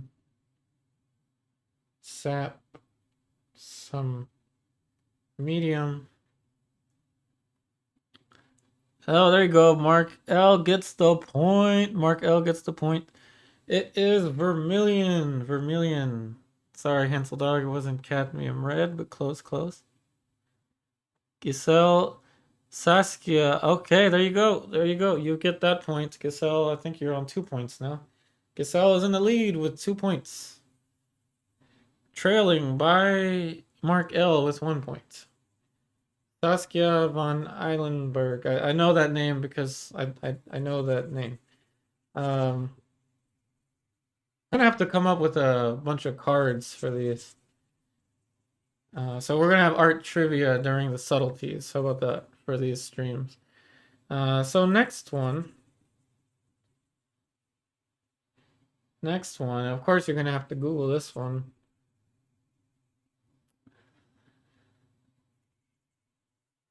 What year was Nelson Shanks born?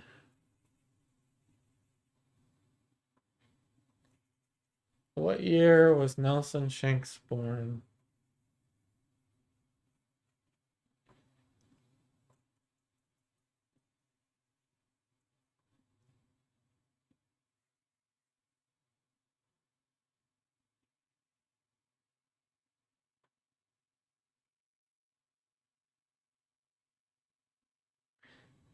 Oh, yeah, Giselle, it was a red, but it was a specific red.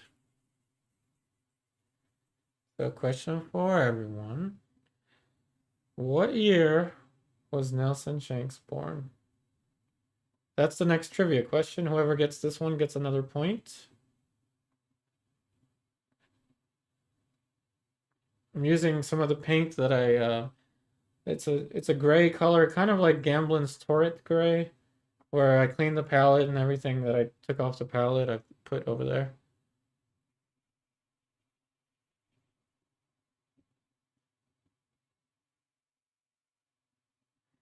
All right. Looks like Grace may have a point here. 1937. That one would have been a quick Google, so that's going to be an easy one to confirm or disprove. Now we know Nelson Shanks was born in 1937.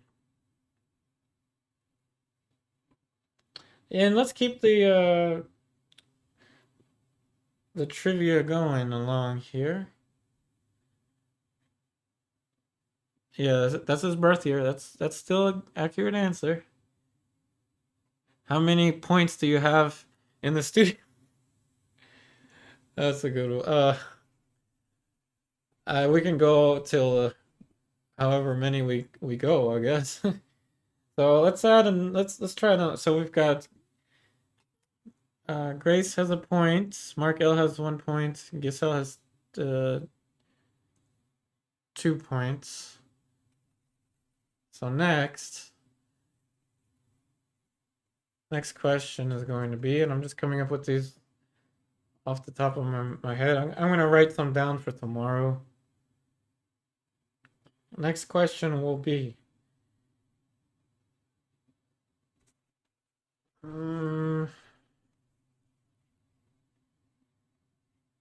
what? Oh, I know. I think I know this one.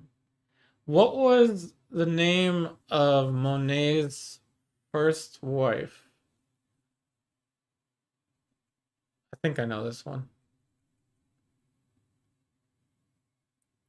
What was the name of Monet, Claude Monet? What was the name of Claude Monet's first wife?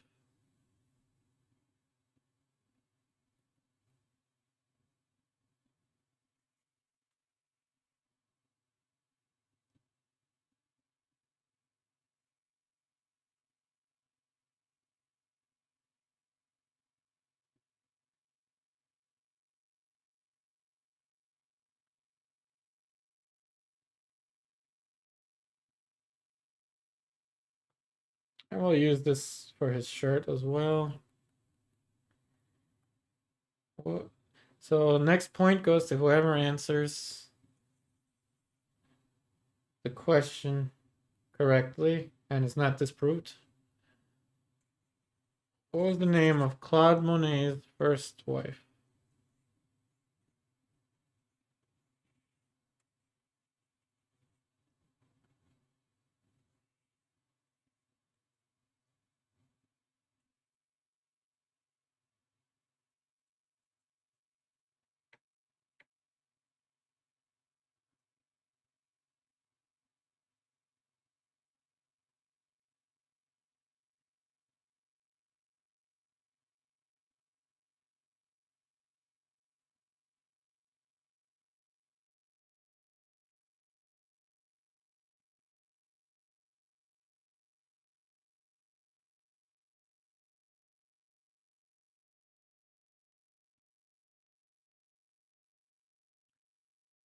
Ooh, that was a close one between Grace and Giselle. Camille. Yes, it was Camille. And I think it was because Giselle wrote Camille and then Grace might have been writing at the same time and wrote Camille Leone. Monet's first wife was Mr. Rembrandt. Okay, so that point goes to Giselle. That was a close one though. So that's gonna be a tie. That one's gonna be that's gonna be a tie because it was right away. So point goes to Grace as well as Giselle. So let me see here. Wait a minute, Grace wrote it first. How did that happen? I had such a big lag on my computer. Did it happen to you? Okay, so it looks like Grace got it first, and then Jonas said hi. Hey Jonas, welcome, welcome. So apologies for that. So that one goes to Grace. So Grace has a point. Now I've lost track of points. I can't keep track of them anymore. So somebody be the point tracker. Um, so point goes to Grace. I missed that one. So weird, there was a lag in my chat. And it's almost break time. We got 7 minutes. So Anna wrote a live stream about hyperrealism techniques. Okay, oh, you mean like paint one of those super realistic eyes or something like that? That I might have to do in like acrylic. That might be kind of difficult to do with oil paint, just because of the layering. You know, like one of those trendy, super realistic eyes. And it's actually no different from what we're doing here. You just add more, I guess, more planes. I tend to try to avoid like a photographic look, but we can do something like that if you want to. Hey, Jaws, yes, I do art full-time. This is my full-time job. Yep. Full-time job here. We're on here 4 days a week. I'll be here all week.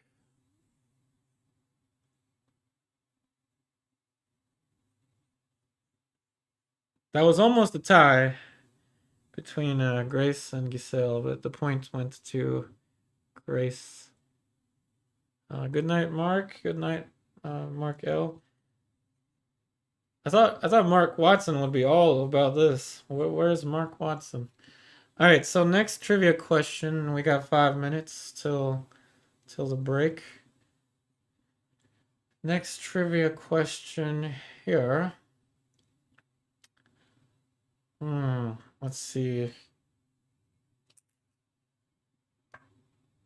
Something that I know. What was Caravaggio's first name? Hint, it was not Caravaggio. What's Caravaggio's first name?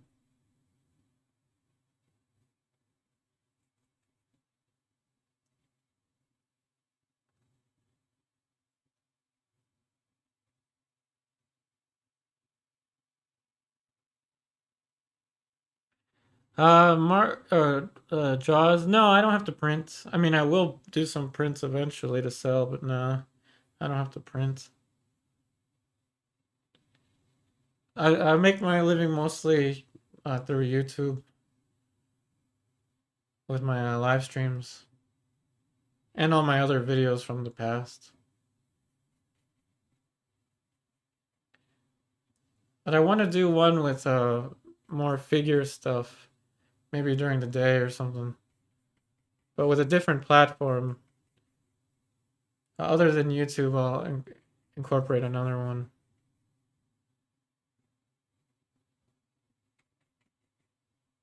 All right, point goes to, make sure I read everything carefully.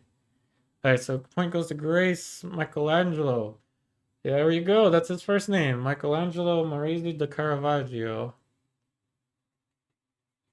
Correct. Okay, so we still got 3 minutes till the break. This will be who's the fastest on their chat. This will be what is the name of my Shiba Inu? This is a quick point to whoever is the fastest to type. What is the name of my Shiba Inu?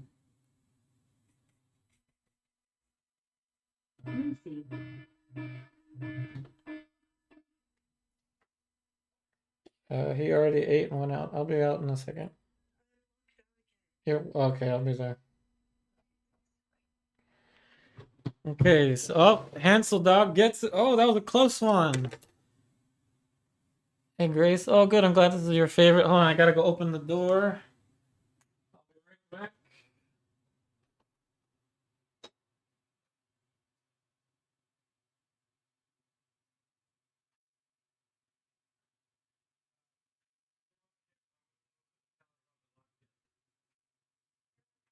I gotta get back. Okay, so that was a close one, but whoever, let me see, who got Hugo? Hansel Dog got Hugo first. And yes, Michelangelo was the correct one. All right, everybody, keep track of your points because I can't remember anymore. So Jaws, you're out. You're an artist residency and looking for some more people to add some art shows. Oh, trust me, I know about that life. It's very difficult to get people to cooperate in person. So YouTube is kind of like my saving grace, really.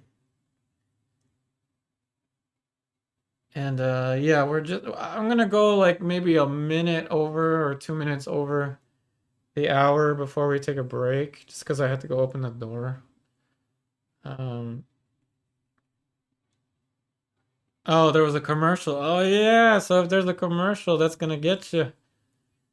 True, true. Those darn commercials, but you know, that is kind of how I make a living. But yeah, I'll ask a bunch of questions for points here. Okay. So, next one is going to be uh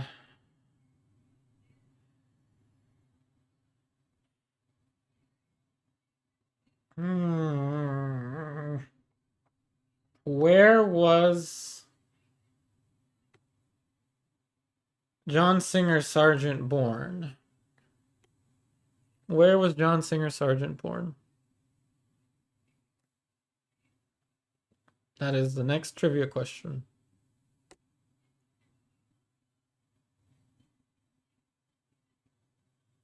First to get this one right gets another point by the end of the stream.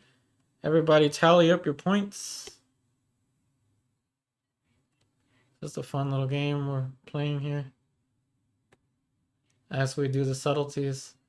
So I won't do this with the entire stream, like with all of the streams, but I'll start to add trivias when I reach the subtleties. So you're still gonna have another hour of this, so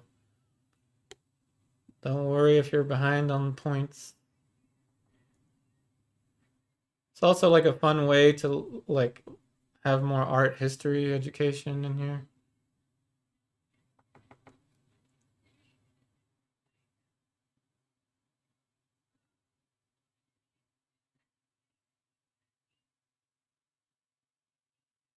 Ooh, another close one between Giselle and Grace. Another close one. It looks like Giselle got that one first. That was a close one. Florence. All right, that was very close. So one more question before I go on break. And I'll make this one a little bit tougher since I'll be off during the break. So, question will be... Ooh, this is going to be a tough one. And I've mentioned this name before, but this one will take quite a little bit of research. Okay, so who was the teacher that taught Nelson Shanks how to do color study? This is a tough one. Who is the name of the artist that taught Nelson Shanks color study? Again, for the next point, who was the artist, the teacher that taught Nelson Shanks how to do color studies? All right, so go ahead, have fun with that one, and I will be back in just a couple minutes. Don't go anywhere unless you absolutely have to.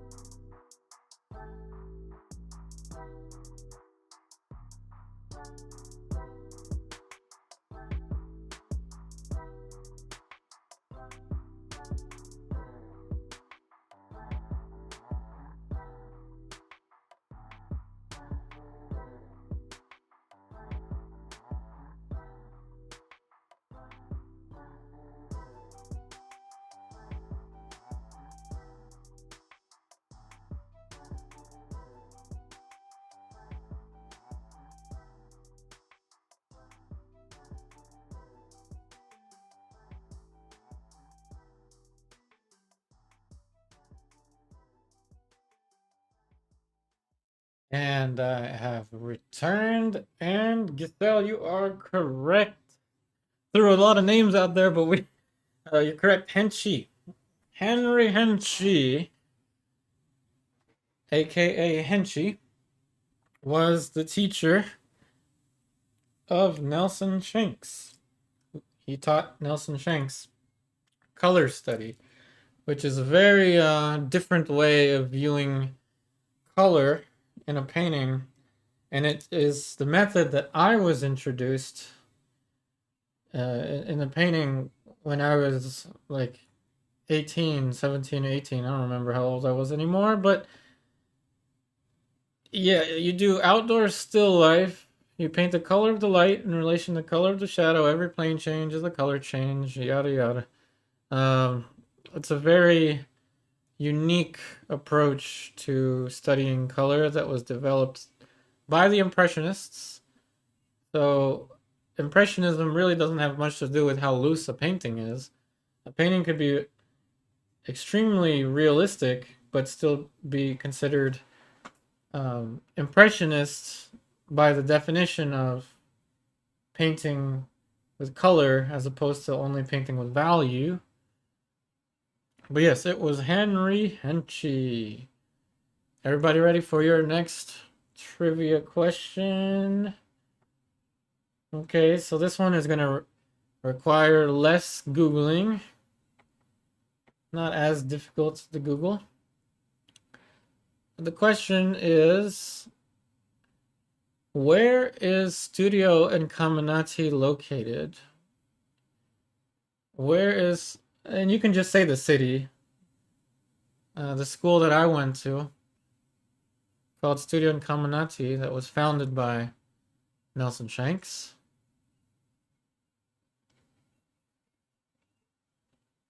Hey, Lisa. Oh, no worries. Thanks for joining. I'll be here tomorrow and the day after that. I'm doing well, doing well.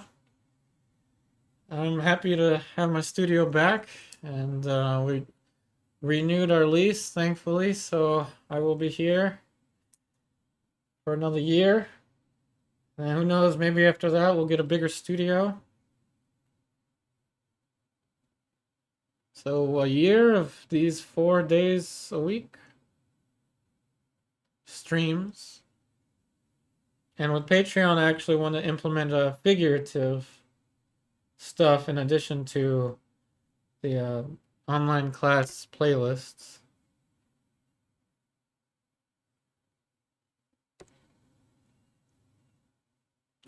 Hansel Dog. Correct. Hansel Dog gets a point. Remember, everybody keep track of your points because I certainly cannot remember. So, Hansel Dog, you get a point. Philadelphia is where Studio Incominati is located. The school that I went to years and years and years ago.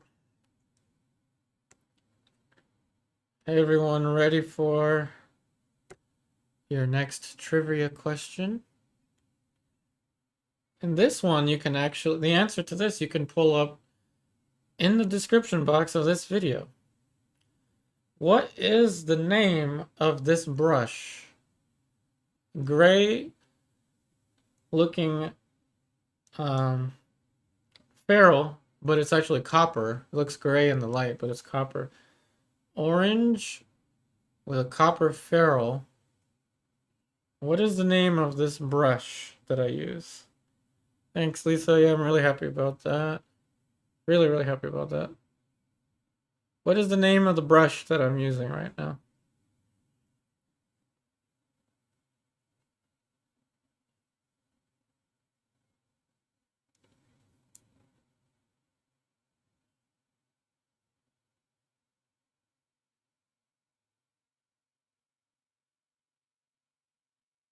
So points to whoever answers that correctly first.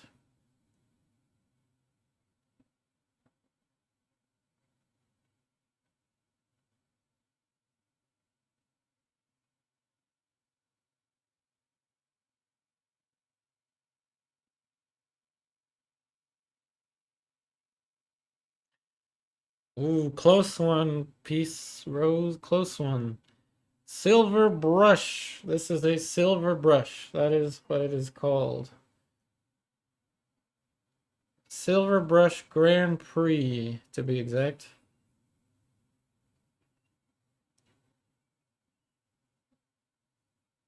Silverbrush is indeed the name of this brush. Yes, Silverbrush Grand Prix. This was a size 2.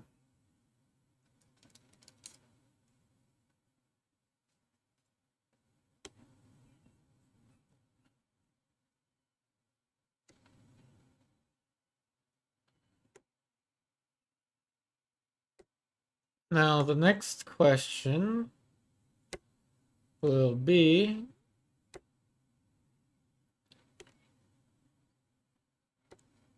what is the name of the big Rembrandt painting that featured soldiers getting ready for battle? Big Rembrandt painting that had soldiers getting ready for battle.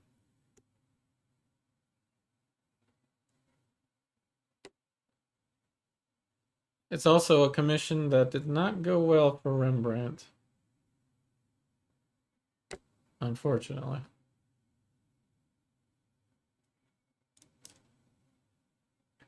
Oh, there you go. Grace was super fast. Super fast with that one. The Night Watch. Exactly. I need to brush up on my I need to brush up on my art history because I'm running out. All right. The Night Watch. Point goes to Grace. Okay, let's go for another one.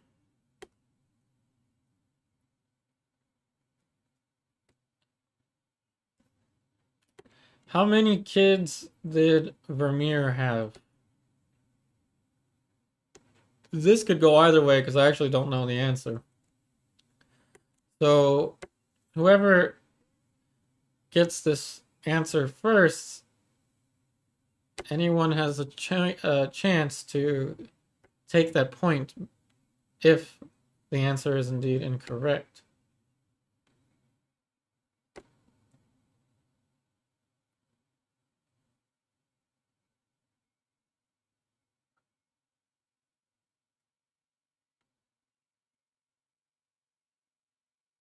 Of course, at any time, feel free to ask about the painting or anything that's confusing you about the painting or painting in general.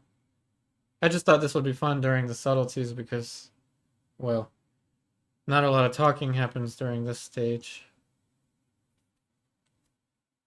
Grace 15. Lisa wrote none. 15 seems kind of a lot, but it might be if that is correct. Jaws trick question he adopted. All right, this is between y'all because I don't know. I know I was told he had a bunch of kids. He had a lot of kids, but I don't know exactly how many.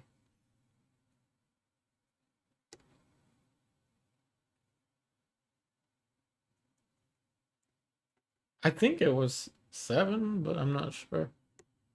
Maybe 15 is true. Could be 15. So we'll give the point to Grace if it is indeed 15. I don't know. I don't know the answer to that one. Too many 15. Yeah.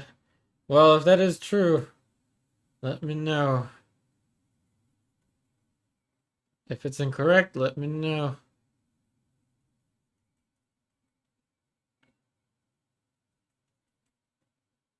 But of course, the dialogue is great for the stream.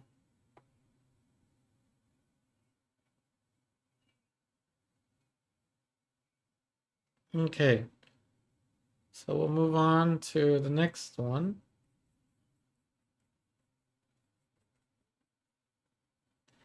And let's say next trivia question. Whoever gets this one right gets a point. It's going to be, what year did John Singer Sargent paint let's think of a not so famous Sargent that I could think of. El Jaleo. I guess that one is famous. Darn. What year did Sargent paint El Jaleo? I don't know the answer either. I'm starting to run out of art history trivia.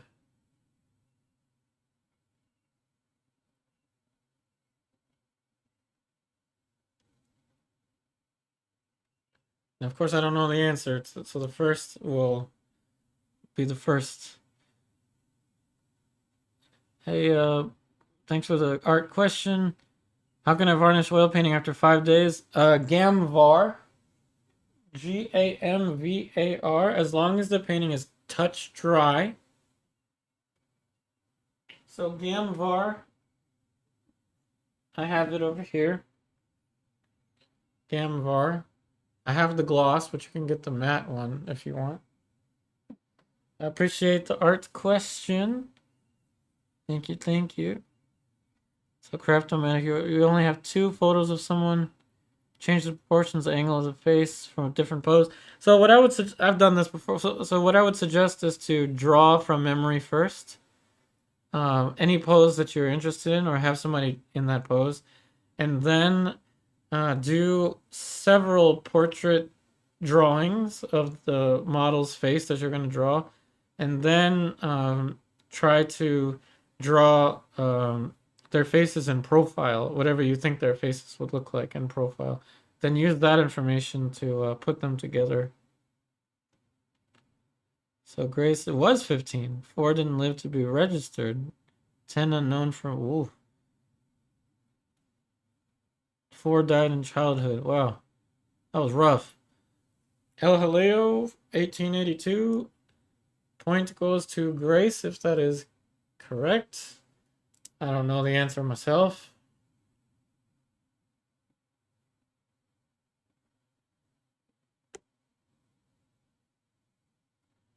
Another point goes to Grace.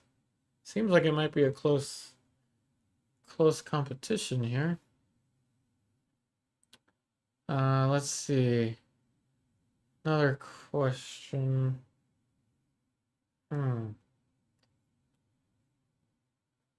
Yeah, I'm gonna write some flashcards tonight for tomorrow.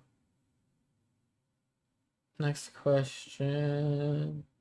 Oh, this one I do know. And this might be something that you know off the top of your head, so you may not need to Google this one. What was the name of Van Gogh's brother?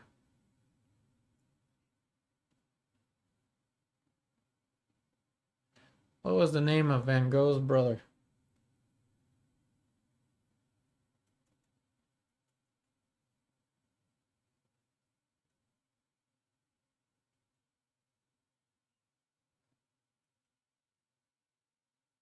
And this is a little too cold, so I'll add some red. So whoever gets this one correct gets another point.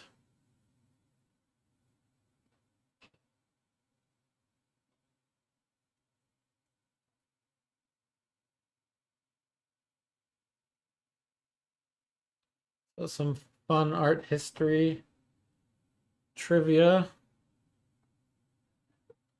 for this painting slash podcast style live stream.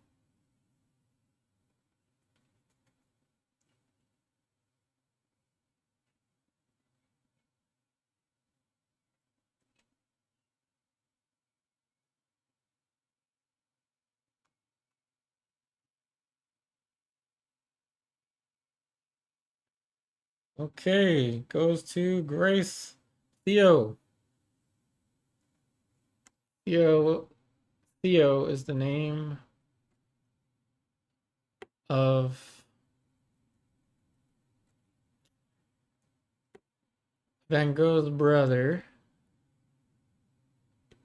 Okay, next question, next point. Whoever gets this one correct gets another point. And again, as always, feel free to ask any art-related questions you have.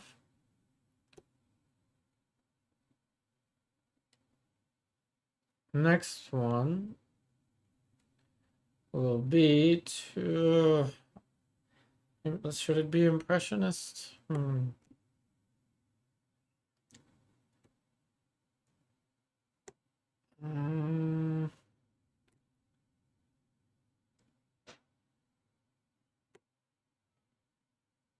Trying to think here.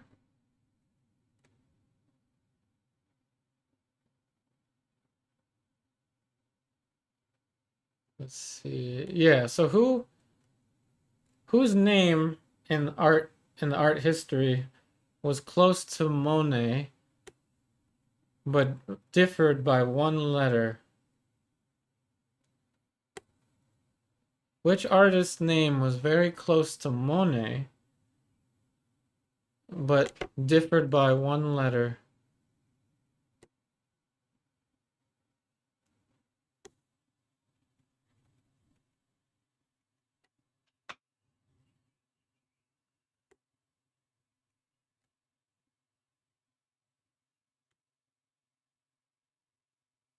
Now we're getting into the super subtleties with this one.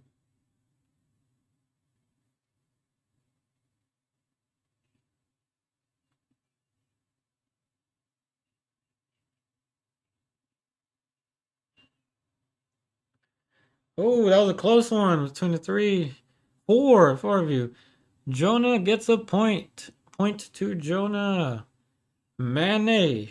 Manet was. I had two letters. Dang, I'm silly. It's two letters.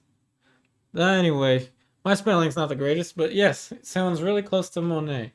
There's a documentary on the Impressionists where they it had some troubles because of that. Two letters. Or was it Monet? Yeah, no, it's one letter. Yeah, I'm correct. Craftomatic, you wrote, didn't know you had art history knowledge. I know a French mini dachshund named Theo. Oh, I don't have that much art history knowledge. Trust me, I do not. Jaws, you wrote, is there an art style you'd like to eventually but haven't tried yet? Oh yeah. I can think of many. I'd say one I haven't tried yet is Chuck Close.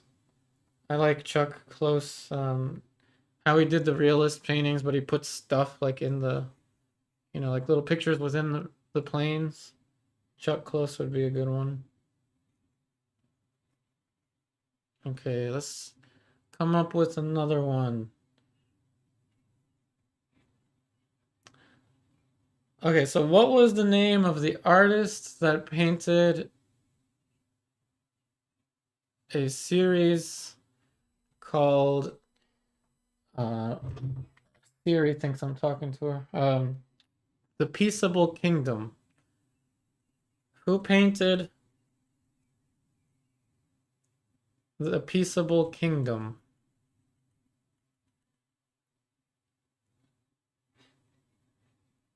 The Peaceable Kingdom.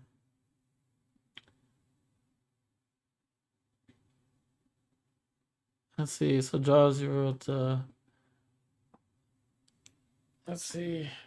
You wrote, or what would you like to get better at? Me, I would like to get better at. I'd like to be more efficient with my painting. I would like to be faster and more deliberate with my planes and my colors, and that will happen in time. But yes, I want to be more efficient. Great question. Yeah, I'm trying to be as open about it as I can. But yeah, definitely I would like to get more efficient with my painting, especially with watercolor. I want to get as I want to be as good as I can possibly be with my efficiency with watercolor, with oil paint, pastel, acrylic, with all of them.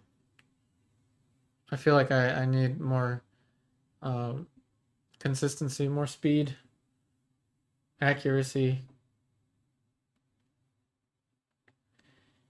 Edward Hicks, correct, correct. So Hicks is the name. Point goes to Giselle. Excellent, excellent. And now that you know his name, definitely look up his self-portrait. It's one of the most fascinating self-portraits I've ever seen. And I saw this painting in person at the National Portrait Gallery in DC. Really cool painter. All right, next question. Whoever gets this one right gets another point. Let's see. Work with any gold leaf yet? No, that might be out of my price range. Gold leaf. So next question for everybody. Whoever gets this one right gets another point.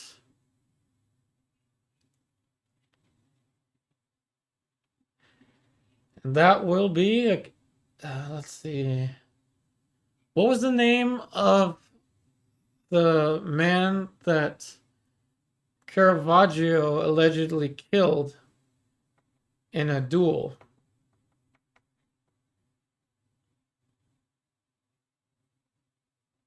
What was the name of the man that Caravaggio allegedly killed in a duel?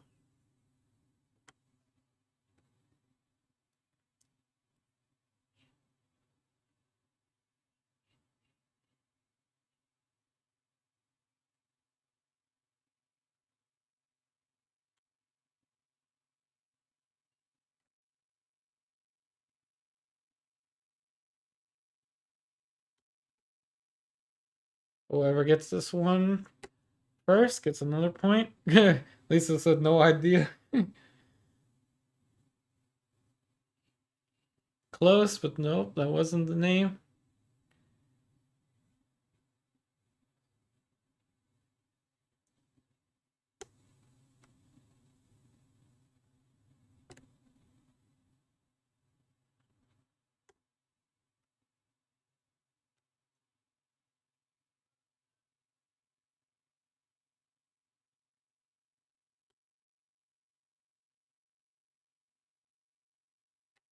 And once someone says the name, I'll.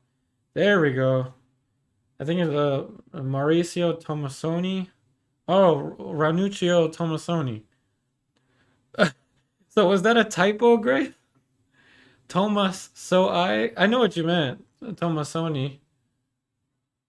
He was a soldier or something like that. Ranuccio Tomasoni. I feel like that was a typo that happened to Grace. So I'm gonna give the point to both Grace and Giselle. Give you both the point because not only was that really close, but I'm pretty sure that was a typo. So Grace and Giselle, you both get that point. Again, I can't keep track of it too much from my brain. But yes, Ranuccio Tomasoni. I just know that it sounded um like pepperoni. So that's just how I remembered his name. Tomasoni. So Jaws, you wrote work with whatever whenever you get a chance. Oh, three canvases going with the gold leaf. Wow.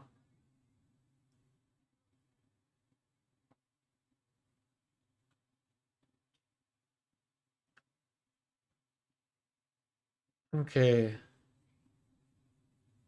Next question. Next trivia question for everybody. We got about 30 minutes left of the stream. So the next trivia question will be. Let's make this a little bit more interesting.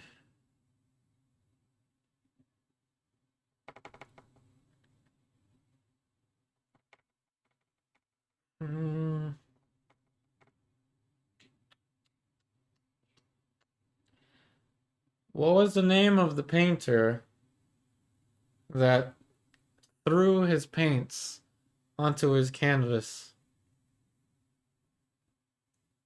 What was the name of the painter that got famous for a style of painting of which he threw paint onto his canvas?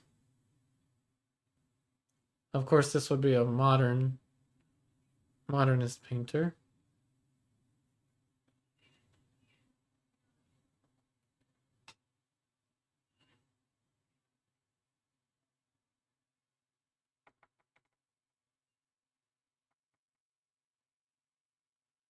Oh, right. Jonah got that one. Jackson Pollock. Point goes to Jonah. Remember, everyone, keep track of your points. And 10 minutes before the stream ends, we'll have everybody tally up their points if you were keeping track or not. This is just for fun. So, yes, Jackson Pollock. Point goes to Jonah. Next question, I guess we'll just stay with the modernist for a couple questions. What was the name of the so-called artist that submitted a urinal to an art exhibit? A lot of crazy things happened during that time, and there was one artist that submitted a urinal.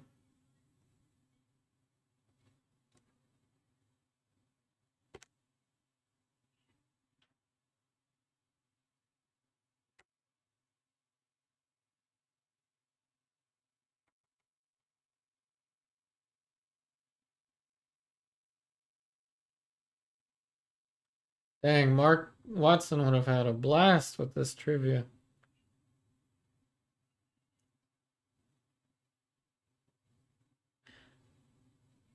There we go. Grace got that one. Duchamp. Yes, Marcel Duchamp. All right. Where is everybody? Now we only got 16 people here. So comment down if you don't like the trivias. If it's too distracting for you, let me know.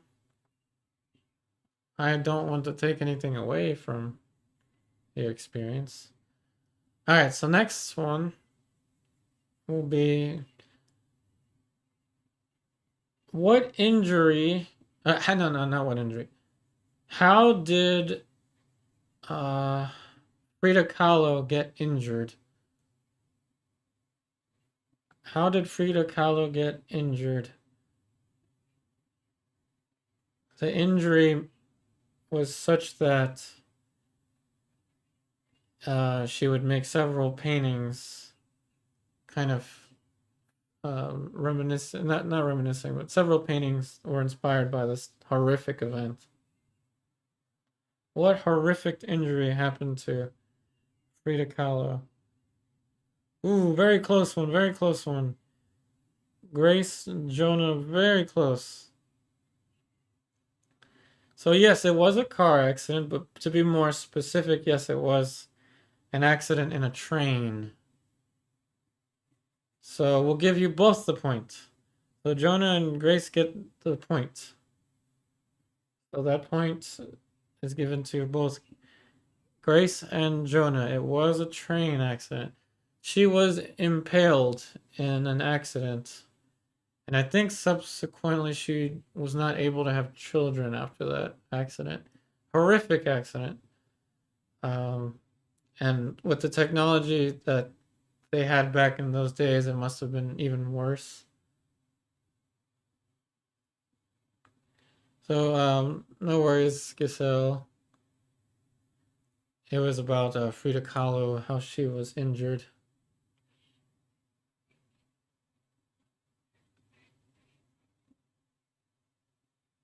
Okay. Next question, and we've got about 10 minutes till we have 10 minutes left. So when we have 10 minutes left, we'll tally up the points. Yes, she was impaled. It was horrible. From what they say. Well, the art historians say. Okay, let's use some lead tin yellow here. Oh, while we're using lead tin yellow, what was the name of the painter that was famous for eating their paints? In particular, eating chrome yellow. What was the name of the artist that was famous for eating his paint? In particular, chrome yellow.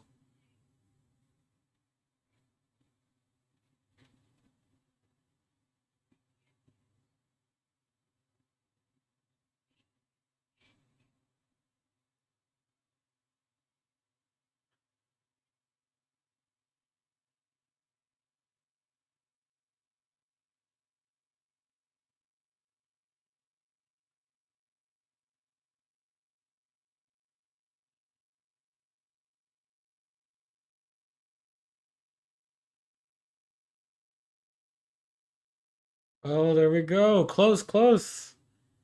Wow, 3 of them right away. So Jonah got that one. Point goes to Jonah. Point goes to Jonah. Yes, it was Van Gogh. Of course, I know this from a documentary where I get all my information. So, yes, Van Gogh was known to eat his paint. Next trivia question. What was the name of the art school in which Bouguereau was a teacher.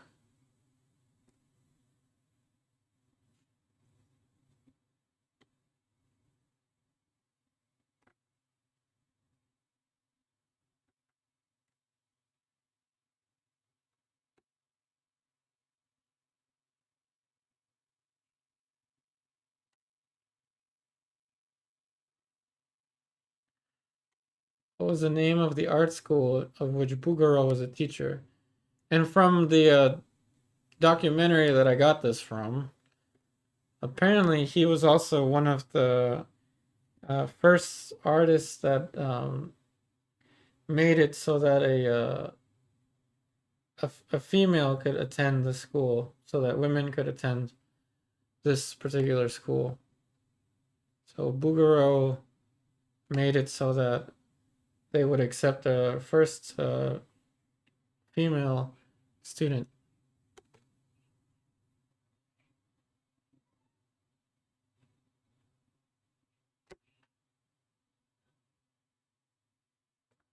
Now, only 14 here.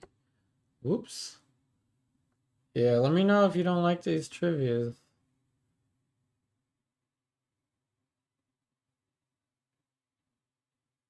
It's just a little something for me to add to the experience for everybody.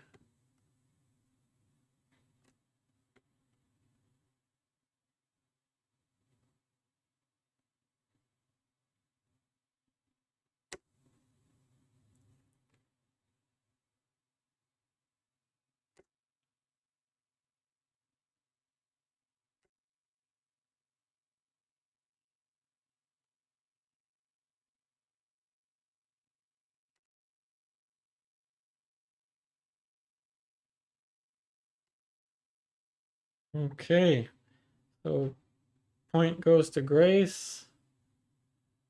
Trick question. I didn't actually remember the name of the school. I just remember the history behind what they said. That was a trick question. Academy Julian.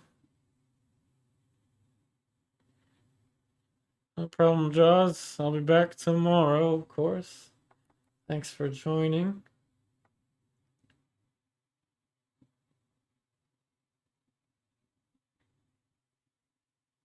Appreciate everybody here. We got 8 minutes till we tally up the points. Everyone keep track of your points because I certainly can't. And let me know if you like this idea of having trivia during subtleties. So I think I'll add it after the first break. We'll start doing trivias after the first break. Because once we get into these kind of like subtleties, there's too many words that go into like the side plane of the frontal eminence gets slightly darker as it approaches the corner of the face, which has a color variation that leans towards the orange instead of the yellow, yada yada yada. That kind of stuff is just it's too wordy, I think. I think it's best that, you just watch how I mix it, and that would be better, I think, for you. So let me know what you think about the trivia. If you like it or you don't. Seems like people don't like it, but we'll figure it out. Okay, next trivia question will be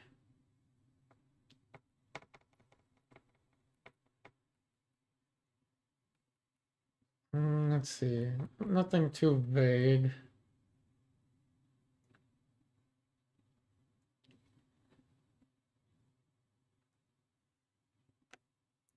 A quote from John Singer Sargent says that a portrait is a painting where there's something a little bit wrong with what? John Singer Sargent quote, a portrait is a painting where there's something a little bit wrong with, you fill in the blank.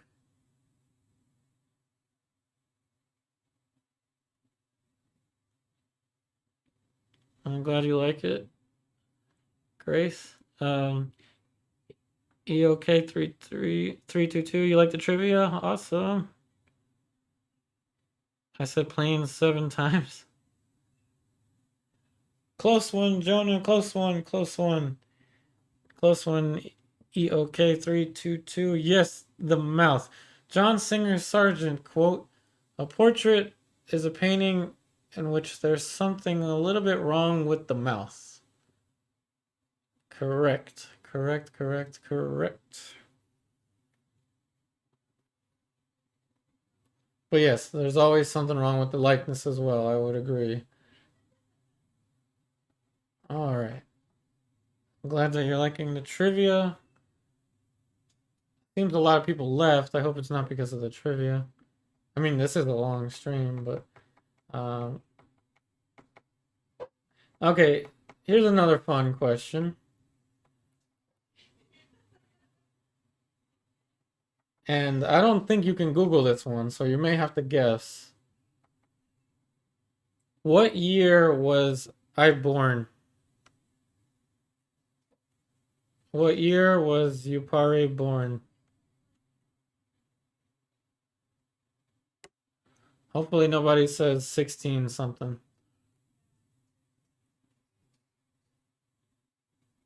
What year was I born? And you can't Google it because I'm not famous, so this is going to be an interesting one.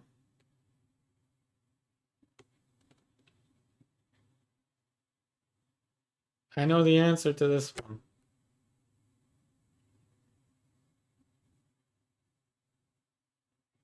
Whoa! Jonah got that one right. Wow, Jonah got that one right. First try. First try to Jonah. Yes, I was born in 91.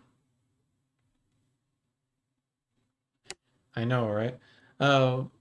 Awesome. Point goes to Jonah. 89. Nope. Close, close, close.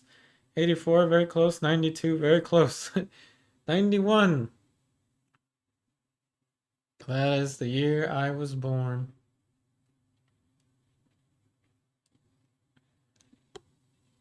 And we got 3 minutes, so this question will also be an artist's birthday. We got 3 minutes till the trivia ends. And we tally up the points. Figure out who had the most points.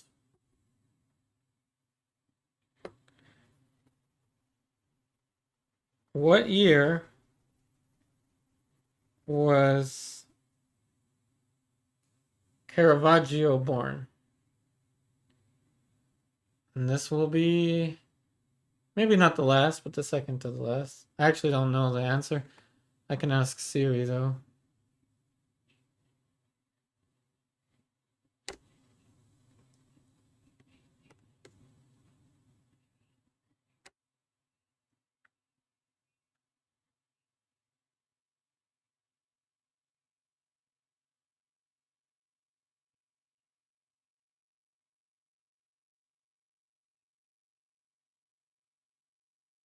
Okay, so your youngest is 92.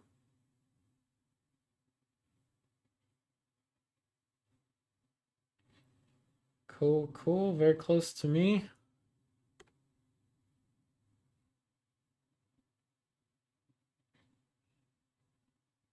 My wife was born in 92.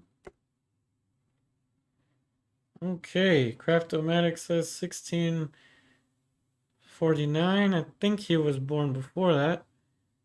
Grace Murphy, 1571. Let's ask Siri. When was Caravaggio born? September 29th, 1571. So 1571 point goes to Grace. And we got about 1 minute for one more. And then everyone will tally up their points for our first subtleties trivia. Okay. Last question. This will be a quick one.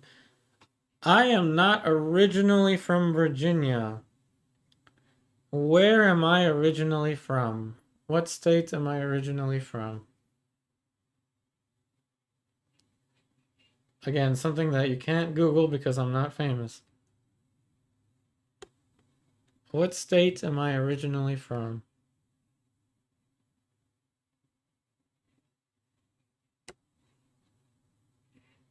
This will be the last trivia question for the night. Or day, whatever time it is for you.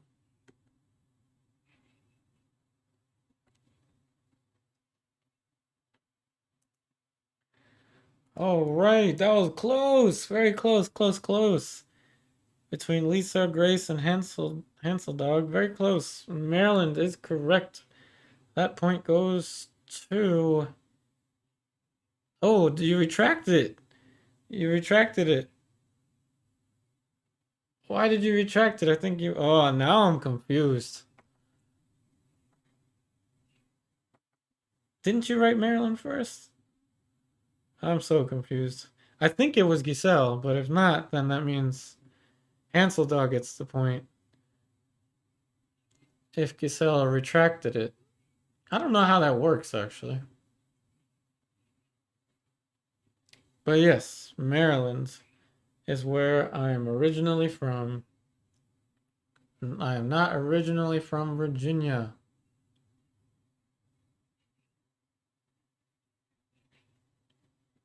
I am originally from Maryland.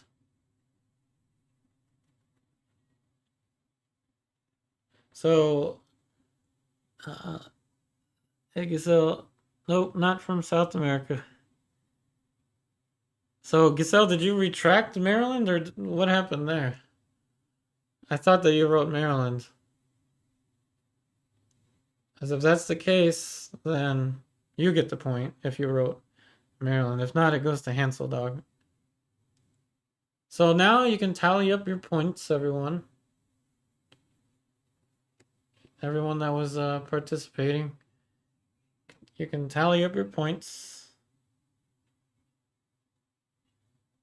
That wasn't me, Giselle. I actually can't remove the comment because I'm watching through my iPad.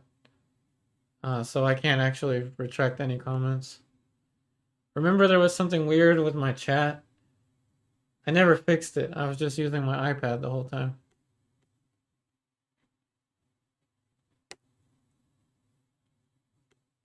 So no, I didn't retract the comment. It wasn't me. Okay, so Grace is at 11. How many points does anyone else have?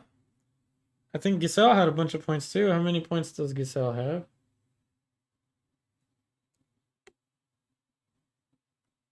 And let me know in the comments as well if you like this idea of trivia during the subtleties. Because the subtleties, of course, tends to be less talking on my end.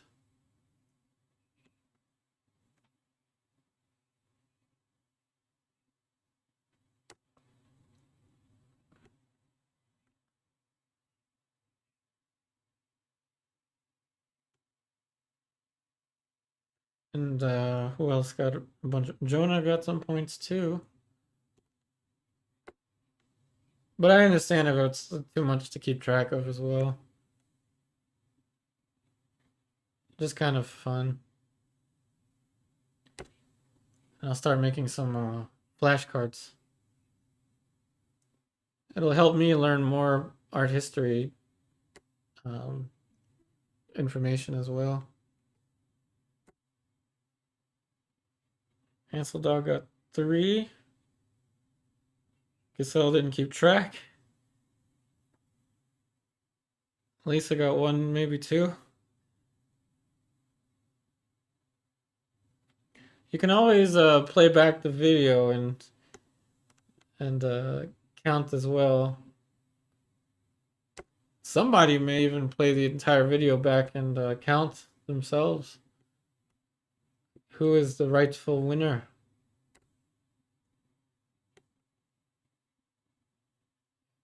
Maybe in the future what I'll do is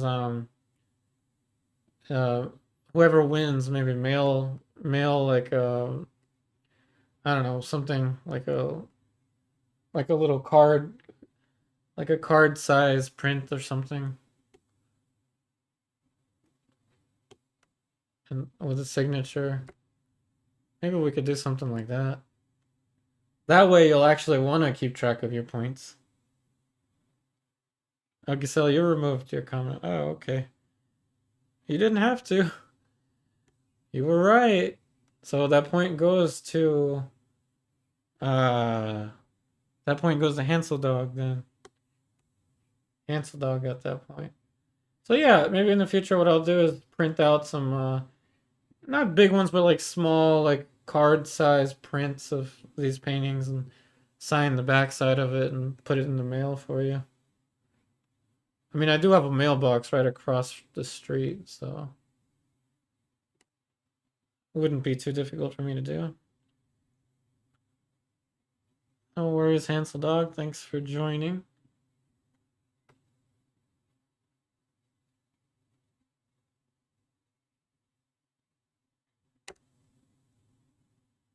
And we'll be back tomorrow, of course. Still got 5 minutes on the stream. Just doing all these little subtleties now. Well, we've been doing subtleties the whole time, but now it's really coming to a finish.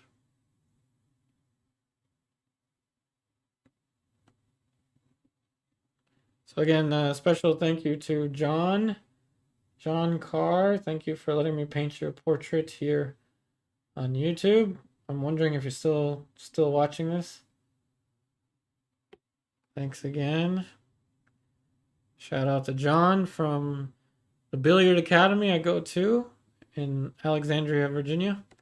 Streetlights Billiards Academy.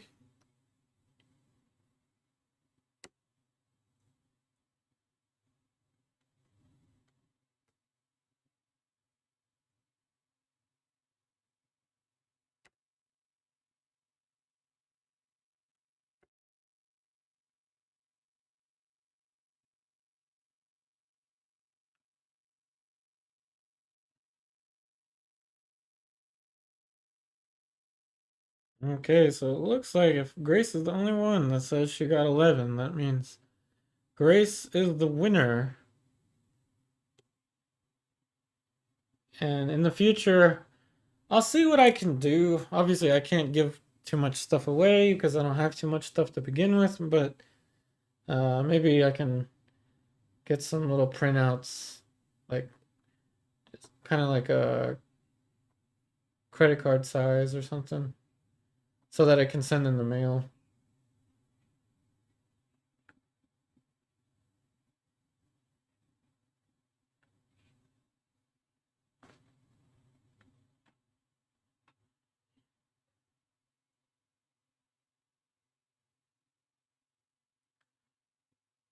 Oh, that's true. Even if you don't answer, you can learn art history from. Yeah. And that'll give people more reason to watch the videos. Hopefully. Hopefully.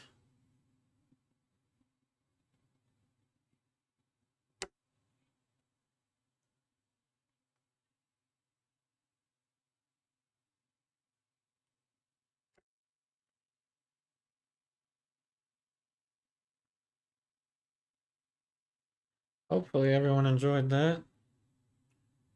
Art history during the subtleties. And again, don't worry about distracting me. You won't distract me, everyone. I've been doing this for many, many, many years, so you won't distract me.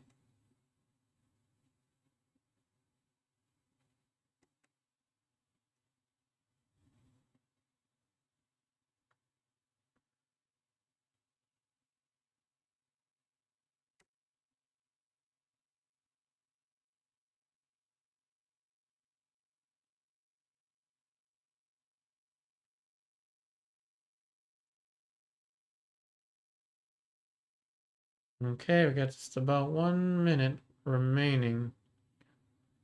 1 minute remaining.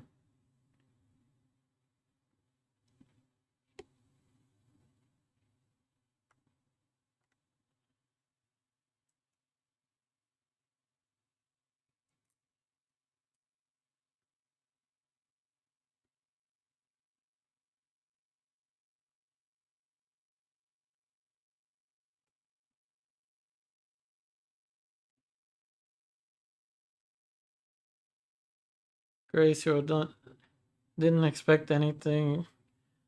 Enjoy the trivia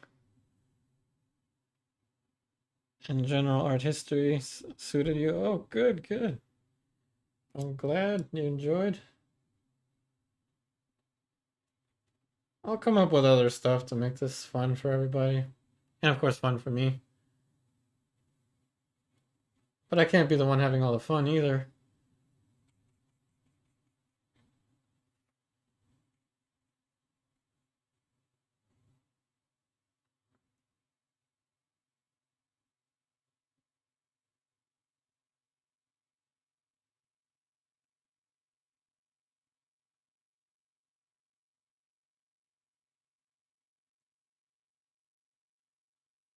But yeah, I mean, if everyone likes it, we'll do more trivia.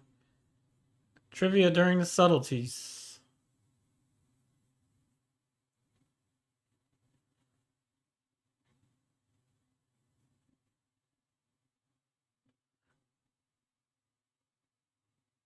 Yep, congratulations, Grace. The winner of trivia. Oh, thanks, Giselle. I'm glad you liked the trivia and the portrait. Thank you, thank you. Yeah, oh, there we go. That's the time.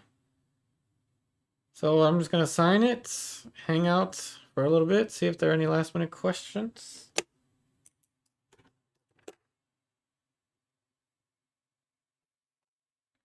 I'm gonna sign it on the bottom right.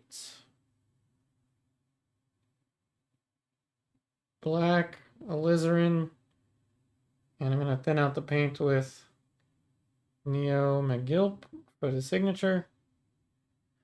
Let me know if you have any questions. And of course, we'll return tomorrow, same time, 4 o'clock p.m. Eastern Daylight Time, for an acrylic portrait. And tomorrow, I will be painting a portrait of another artist that I know. I'll link her information in the description box for you.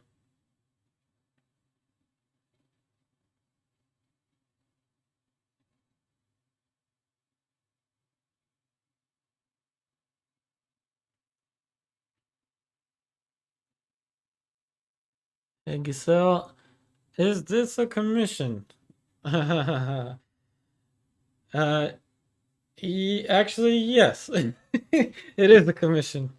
You're a detective. Yes, it is a commission. So John helped me out back when I didn't have a place to stay 2 weeks ago, when there was all this stuff going on with the leak in the bathroom in the apartment. So yes, this was a commission. You are correct. Detective. I should call you Detective Giselle.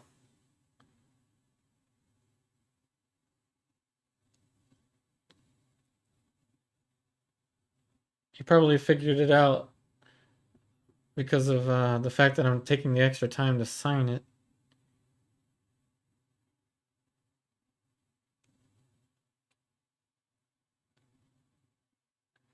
Hey Jonah, yes, I will leave the hair loose.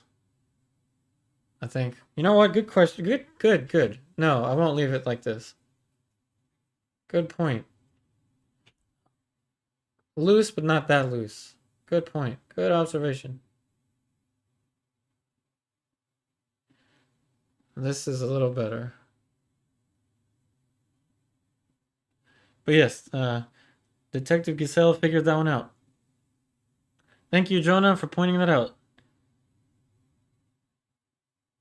Thanks, Lisa.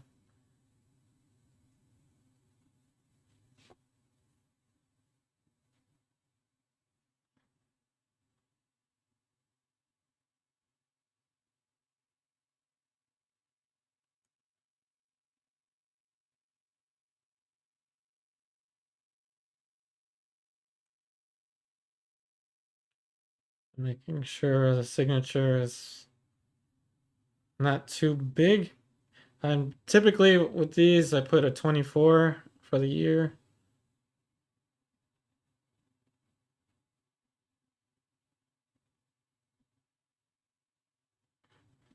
24 for the year. Okay, there we go. Detective Giselle figured out it was a commission. So yes, again, thank you so much, John, for letting me paint your portrait and for helping me out that week when I was in need. Thank you so much. I really do appreciate that.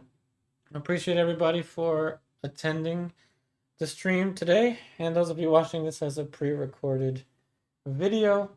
Remember, the schedule is Tuesday through Friday. Tuesday, watercolor. Wednesday, oil paint. Thursday, acrylic. And Friday, pastel. I know it's a lot to remember. I tend to forget. Actually, I tend to forget myself. So take care, everybody.